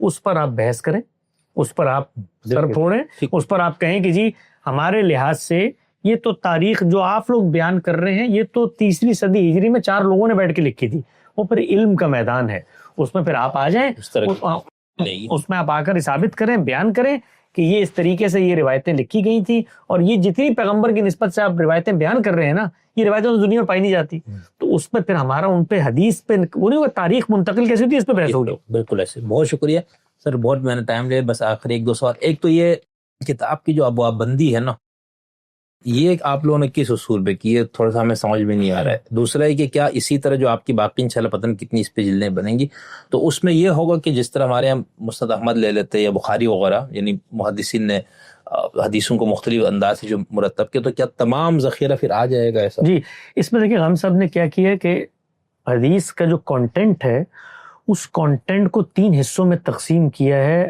اس کے اپنے اندر جو ایک فطری تنوع پایا جاتا ہے. پہلا علم النبی ہے، دوسرا فقہ النبی ہے، تیسرا سیرت النبی. ٹھیک ہے. انہی تینوں زاویوں پر پورا کانٹینٹ مشتمل ہے. ٹھیک. علم النبی کیا ہے؟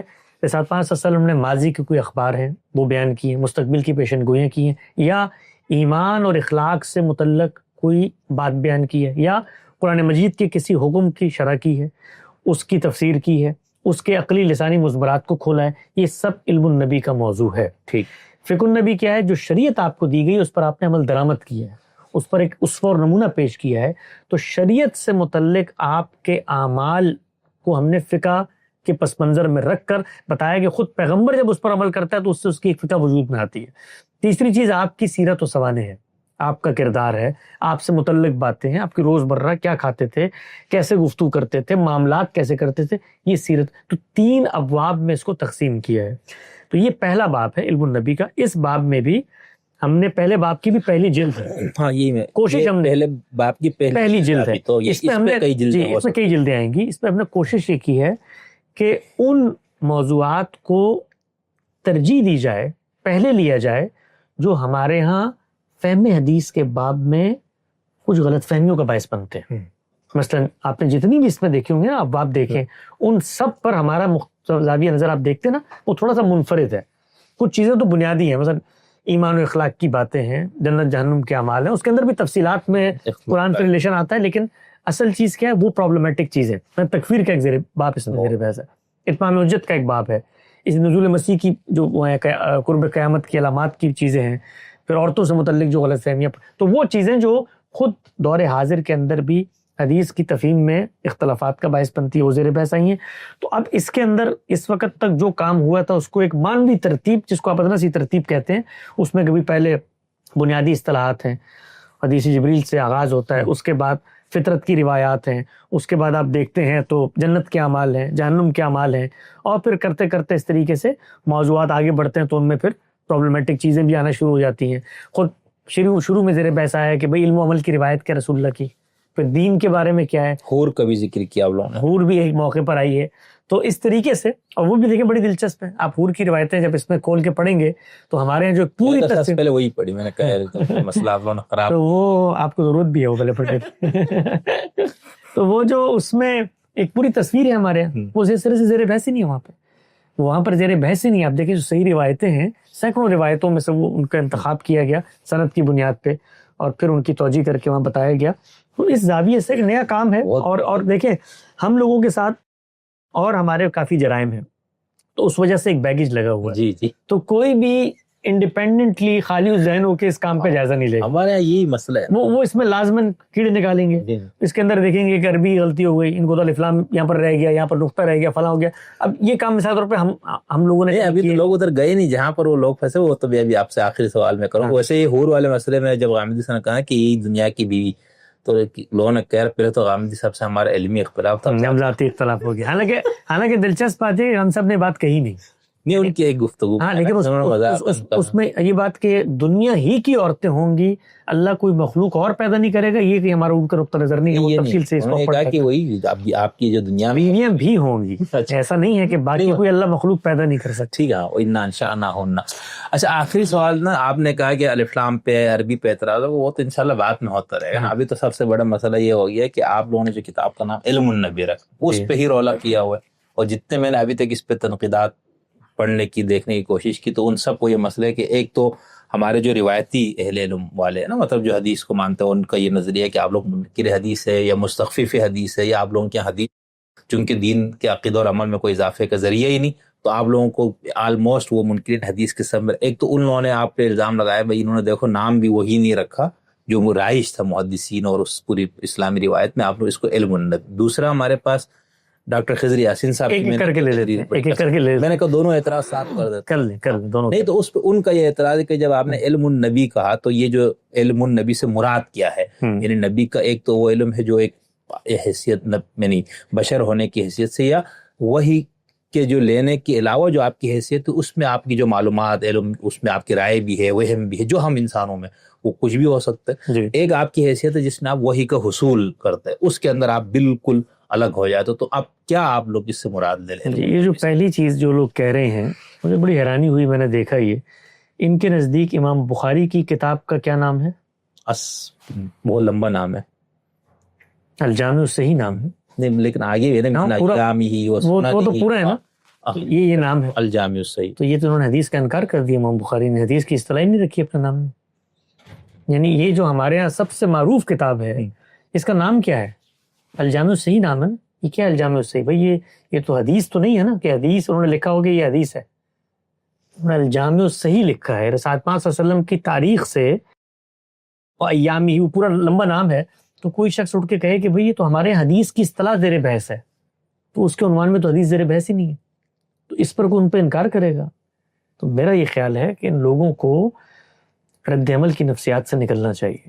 اب مشکات المصابیح ہے، ریاض الصالحین ہے، لوگوں نے انتخابات کیے ہوئے ہیں، تو اب کوئی اس پر یہ اعتراض کرے گا کہ یہ حدیث کی کتاب نہیں، انہوں نے حدیث تو نام ہی نہیں رکھا ہے اس کا، اور بھئی اس کتاب کے عنوان پر علم النبی کے نیچے کیا لکھا ہوا ہے؟ احادیث کی شرح و وضاحت، یہ لکھا ہوا ہے، بالکل ایسا ہی یہی لکھا۔ تو اس میں کون سی حدیث کی اصطلاح اور حدیث کہا جاتا ہے اس کا انکار ہو گیا؟ یعنی کیوں یہ نام کیوں رکھا؟ اس لیے رکھا، تو چلو بخاری کا الجامع صحیح وہ بتا دیں گے، اس لیے رکھا، حالانکہ آپ نے ابھی گفتگو میں بہت اچھی میں نے اس لیے یہی بتایا ہے کہ جس وقت آپ حدیث کے کانٹینٹ کو پریزنٹ کرتے ہیں تو آپ کی کوئی پریزنٹیشن کی ترتیب ہوتی ہے کہ نہیں ہوتی؟ آپ کو یہ بتانا ہے کہ اس مجموعے میں کون سی روایات آپ کے پس منظر میں زیر بحث ہیں۔ تو ہم نے یہ زاویے سے دیکھا ہے کہ بھئی روایات کے کانٹینٹ انہی تین چیزوں پہ مشتمل ہے، کچھ چوتھی چیزیں اضافہ کر کے بتا دیں، یہی تین چیزیں جو روایتوں میں زیر بحث ہیں، تو ان میں سے یہ جو کتاب ہے یہ کس پہلو کو بیان کر رہی ہے؟ اس پہلو کو وہاں پہ بیان کر دیا، حدیث کی کتاب ہے۔ اس کے بعد جب آپ اس کو کھولتے ہیں تو پہلا جملہ کیا ہے؟ حدیث زیر بحث ہے، حدیث زمانے رسالت کی تاریخ ہے، حدیث کے بارے میں کیا رویہ اختیار کرنا ہے، مبادی تدبر حدیث کیا ہے، مقدمہ حدیث پر، تحقیق و تخریج کا منہاج حدیث پر، کتاب حدیث پر، سب کچھ زیر بحث حدیث پر۔ تو اس کا عنوان بتایا ہے کہ کس موضوع سے متعلق ہے۔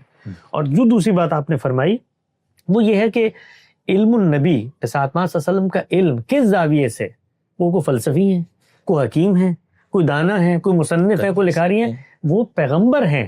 زیر بحث کیا ہے؟ میرے لیے رسول اللہ صلی اللہ علیہ وسلم پیغمبر ہیں، ٹھیک ہے، پیغمبر کے علم کا ظہور دین کے حوالے سے، تو دین کے حوالے سے جو ان کا علم کا ظہور ہوا ہے وہ انہی پہلوؤں سے ہوا ہے جو علم النبی میں زیر بحث ہے۔ اسی کتاب کو اگر آپ کھولیں تو اس کی تفصیل ہم نے دی ہے، میرا خیال ہے کسی نے اب تک یہ توفیق ہی اس کو نہیں ہوئی کہ وہ کتاب کو کھول کر اس کا پہلا صفحہ ہی پڑھ لے، یعنی اسی کو بیان کیا کہ علم النبی سے مراد کیا ہے۔ نہ جن صاحب کا آپ نے نام دیا، کتاب تو کہیں پہنچی نہیں تھی نا، وہ تو صرف تقریر جب نہیں پہنچی اور ایک بات لوگوں نے یہ تو جب نہیں پہنچی تھی تو اس کے بارے میں بوڑھے بڑے کہتے ہیں کہ خاموشی اختیار کرنی چاہیے، جو دل کے پپوڑے ہیں ان کو تھوڑا دیر توقف میں رکھ کے باہر نکالنا چاہیے، جو اندر آگ جل رہی ہے اس کو بچانا چاہیے تھوڑی دیر کے لیے نا۔ یعنی یہ ہم اپنی نسلوں کو کیا پیغام دے رہے ہیں؟ میں حیران ہوا کہ وہ تصویر لے کے لوگ دنیا میں اس کو شیئر کر رہے ہیں اور کتاب ان کے پاس ہی نہیں۔ یعنی یہ بھی دنیا میں کبھی ہوا ہے کہ ہم کہہ رہے ہیں ہم نے حدیث پر کتاب لکھی ہے، وہ کہہ رہے ہیں آپ نے حدیث کا نام ہی تبدیل کر دیا، دیکھو ان کو حدیث سے کی اصطلاح سے بڑی چڑ ہے، بلکہ وہ اصطلاح اس نے وہ لگائی ہے ایک بندے۔ تو اگر چڑ ہے تو یہ حدیث کے جو عنوان ہے، جو ٹائٹل ہے، نہیں تو ان لوگ آپ لوگوں سے مسئلہ ہے تو اس وجہ سے انہوں نے پہلے ہی تو آپ کو حسن ظن پر مبنی توجیہ کر دیں تو میں اس کو قبول کر لوں، یعنی میں تو قاصر ہوں اس بات سے۔ مجھے تو یہ نہیں لگتا ان کو مجھ سے، ہم لوگوں سے مسئلہ ہے، ان کو علم اور عقل سے مسئلہ ہے، ورنہ یہ کچھ بیوقوفی کی جو حرکت ہے یہ تو کوئی صاحب علم کرتے ہوئے ہزار دفعہ سوچے گا کہ ایک کتاب کے عنوان پہ لکھا ہوا ہے حدیث کی شرح و وضاحت، تو یہ عنوان جو لفظ ہے حدیث کے تو کتاب کے عنوان پہ لکھا ہوا ہے، آگے بتایا حدیث کہتے کیسے ہیں، ارشاد صلی اللہ علیہ وسلم کی قول و فعل، تقریر و تصویب کی روایت کو حدیث کہا جاتا ہے۔ تو کوئی جو ہمارے حدیث کی تعریف کے اندر کوئی چیز رائج ہے کچھ بھی نہیں زیر بحث وہاں پر کچھ اختلاف ہی نہیں ہے اس کے اندر. تو میرا خیال یہ ہے کہ یہ جو لوگ اس طرح کی باتیں کرتے ہیں جس وقت اور یہ جو باتیں لوگ کرتے ہیں یہ زمانہ چلا گیا. میں ان کو برادرانہ مشورہ دیتا ہوں کہ اس کی بنیاد پر لوگ مطلب آپ کی تبصرے پڑھنے کے بعد لوگ یہ کہیں گے کہ اب غامدی کی بات مت سنو. اور بھائی یہ تم لوگوں نے اتنا عرصہ کر کے دیکھ لیا, اس کو ملک سے نکال کے دیکھ لیا, اس کے بندے مار کے دیکھ لیا, اس کو دھمکیاں دے کے دیکھ لیا, اس کو کبھی مشرف کا ایجنٹ, کبھی منکر حدیث, کبھی یہ فلاں ہے فلاں, سب کچھ کہہ کے رینٹ کارپوریشن دی کا وہ بات رکی, وہ نہیں رکی. آخر میں شرمندگی سے تمہاری نسل کے لوگ آئیں گے, اسی غامدی صاحب کے ہاتھ پہ بیعت کریں گے, اس وقت کہاں منہ چھپاؤ گے. تو میں ان لوگوں کو تھوڑا سا, میں یہ ہر ایک کے ساتھ ہی کرتے, اس لیے میں تھوڑا سا اس معاملے میں ذرا, اپنے لوگ ہیں, میرے پیٹی بھائی ہیں مولوی, اس لیے میں تھوڑا سا جذباتی ہوتا ہوں اور میرا غصہ ان پر بنتا ہے. میں ان کی برادری کا آدمی ہوں, ہمارا آپس کا ڈومیسٹک مسئلہ ہے یہ. جب ہم ان کے اوپر غصہ کرتے ہیں تو ان کو میں یہ نصیحت کرتا ہوں, یار یہ ہمیں آپ کے لیے برا فیل ہوتا ہے جب آپ یہ حرکت کرتے ہیں نا, تو وہ آپ کے لیے برا فیل ہوتا ہے کہ آپ کل اپنی نسلوں کو, اپنے بچوں کو کیا جواب دیں گے. تو اس لیے اس طرح کی چیزوں کی کوئی اہمیت نہیں ہے. غامدی صاحب کی فکر ایک احرام ہے جس کو انگریزوں سے ڈھایا نہیں جا سکتا. واہ ماشاء اللہ. اچھا اس میں یہ جو نبی کی ہے, بس یہ میں بات آپ سے بہت ٹائم لیا سر, میں نے بہت آپ کی مہربانی, آپ کی محبت ہے مجھ سے بھی اور علم سے بھی, اس وجہ سے دیکھیں نا آپ اتنی دیر سے میں نے آپ کو روکا ہوا ہے, حالانکہ آپ بات کی تھی کہ تھوڑا مختصر کریں گے, بہت آپ کی نوازش. لیکن یہ نبی کی جو حیثیت, اس سے تو آپ انکار نہیں کر سکتے نا, ایک بشری حیثیت میں ان کا اپنے کچھ معاملات, پسند ناپسند, انسان کی حیثیت سے انہوں نے جو مثال, بہت ساری چیزیں ہیں نا, ایک وہ نبی کی حیثیت. تو آپ لوگ اس فرق بالکل نہیں کرتے, نہیں اس فرق کے قائل ہیں, بالکل اس فرق کے قائل ہیں, اس فرق کے قائل ہیں. اور اس فرق کے قائل ہونے کا یہ مطلب نہیں ہوتا کہ پیغمبر نے جہاں دین کی شرح و وضاحت کی ہے اس کو آپ انسان کے اس اختیار میں ڈال دیں. وہ پیغمبر ہیں, وہ دین کے معاملے میں اگر کوئی غلط بات کرتے ہیں تو اللہ اس پر ان کو قائم نہیں رہنے دے سکتا, اس کی توسیع ہوتی ہے یا اس کو روک دیا جاتا ہے. یہ جو پہلو ہے, خود اس کتاب کو جب آپ پڑھیں گے اس میں خود رسول اللہ کے فیصلے خود رسول اللہ بتا رہے ہیں اپنے بارے میں. آپ نے خود بتایا ہے کہ دین سے متعلق جب کوئی میں بات کہتا ہوں تو اس کی حیثیت کیا ہے, اور دنیا سے متعلق جب میں بات کہتا ہوں اس کی حیثیت کیا ہے. پھر آپ انسان ہیں, اس میں بعض تبصرے ہم نے اس میں بیان کیا ہے کہ بعض صلی اللہ علیہ وسلم کے تبصرے اس پیغام صاحب نے لکھا ہے, اس کو پیغمبرانہ تبصرے پہ معمول نہیں کرنا چاہیے, یہ ایک انسانی تبصرہ ہے. اسی طرح سے بیان کیا ہے ایک موقع پر جب آپ کتوں والی روایتیں پڑھیں گے جہاں پر آپ صلی اللہ علیہ وسلم نے ایک خاص کیفیت کے اندر, غلبہ حال کی جو کیفیت ہوتی ہے, اس میں کہا ان سب کو نکالو مدینہ سے اور مار دو ان کتوں کو. اس کو بتایا ہے کہ یہ بشری حیثیت میں معاملات ہو رہے ہیں. تو ہر جگہ پر جب آپ اس کام کو پڑھیں گے تو اندازہ ہوگا کہ اللہ کے پیغمبر, علم النبی میں یہ دونوں چیزیں شامل ہیں. نہیں, علم النبی یہاں پر دین سے متعلق چیزیں شامل ہیں. وہ یہ پہلو جو کہ روایتوں میں زیر بحث آ رہا ہے نا, جو تو اس میں وہاں وضاحت موجود ہے. وہاں پر ہر جگہ حاشیے میں بتایا گیا ہے کہ یہ تبصرہ کس چیز پر محمول ہے. ارشاد پاک صلی اللہ علیہ وسلم کوئی عرب میں رائج روایت ہے اس کو دہرا رہے ہیں, کوئی بات ہے اس کو یہاں پر بیان کر رہے ہیں. مثال کے طور پہ ہمارے یہاں معارف نبوی میں بیان کی جاتی ہیں بہت ساری روایات طب کے حوالے سے, اور طب نبی کا پورا عنوان دیا جاتا ہے. وہ خود روایتیں بتاتی ہیں کہ سیدہ عائشہ کی بڑی مشہور روایت ہے مسند احمد کی, انہوں نے بتایا ہے کہ رسول اللہ جب بیمار ہوتے تھے تو مدینے کے اطراف کے جو اطباء تھے میں ان سے مشورہ کر کے نسخے مرتب کرتی تھی. تو وہ اب نسخے سے اگر ارشاد پاک صلی اللہ علیہ وسلم کو فائدہ ہوا تو اس پس منظر میں وہ بھی بیان کر رہے ہیں اس کو. وہ کوئی دین کی شرح و وضاحت نہیں ہے, وہ کوئی پیغمبر, یہ بالکل واضح ہے. آپ کہہ رہے کہ یہ بالکل واضح ہو جاتا ہے اس لیے کہ دین جو ہے وہ محکم ہے, وہ اصل جگہ پر پڑا ہوا ہے. وہ خود بتا دیتا ہے کہ اس کے جو بھی آپ بات کریں گے وہ اس کے عقلی یا لسانی مضمرات ہونے چاہیے. اس کو بتانا چاہیے کہ پیغمبر کرنے کیا آیا ہے اور پیغمبر جو بات کر رہا ہے وہ وہاں کوالیفائی ہو رہی ہے. تو میں آخر میں لوگوں کو دعوت دیتا ہوں کہ آپ کو جو چیزیں ملتی ہیں ذخیرہ حدیث میں ان کو لے کر آئیں, ہمارے پاس لے کر آئیں, اور پہلے اس کو سمجھیں کہ ہمارے زاویہ نظر سے قرآن مجید کا وہ کیا فہم ہے جس کی روشنی میں وہ روایتیں اصل دین ہی کی شرح و وضاحت ہیں. وہ کوئی مستقل بذات چیز بیان نہیں کر رہی. اور اگر آپ نے ہمارے زاویے سے قرآن کو سمجھنا ہے تو پہلے ہمارے جو تفسیر کے اصول ہیں ان کو سمجھیں. بہت خوبصورت, بہت اچھا. اور میں آپ کو مبارکباد بھی دیتا ہوں طالب علم کے طور پر کہ اتنا عظیم کام آپ لوگوں نے کیا ہے, بہت بڑا.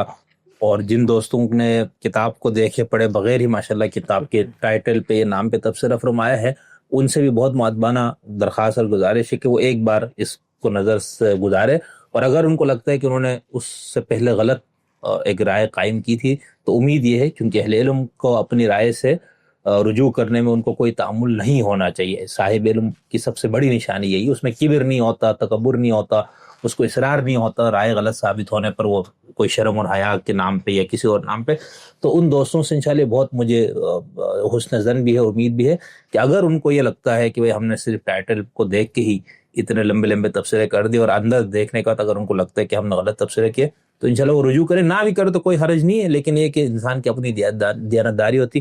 بھئی میں تو طالب علم کے طور پر بہت اس پہ خوش ہوں, شاد ہوں اور بہت زیادہ یعنی سعادت بھی محسوس کر رہا ہوں کہ ایک ایسا کام جس کا بہت عرصے سے سن رہے تھے ہم لوگ کہ یہ ایسا کام ہے, اور جو ہم غامدی صاحب کی جو اشراف کے اندر حدیث کی شرح وضاحت میں چیز دیکھتے اس وقت دل سے یہ بات نکلتی تھی ہمیشہ کہ تمام ذخیرہ حدیث کو اسی طرح کیا جائے تو ایک بہت اچھا ایک آپ کے سامنے پیغمبر کی تعلیمات یا احادیث کا اس کے پورے پس منظر کے ساتھ آپ کے سامنے وہ سب کچھ آئے گا, تو پھر اس سے دین کا کوئی مسئلہ اخذ کرنے وغیرہ میں ہمارے لیے آسانی ہوگی. تو انشاءاللہ پھر آپ سے ملاقات ہوتی. بہت شکریہ سر, تھینک یو, اور دوبارہ مبارکباد. انشاءاللہ ہم آپ کے لیے دعا گو بھی ہے, امید بھی ہے کہ اس کی جتنی بھی جلدیں ہو انشاءاللہ جل از جل منظر عام پر.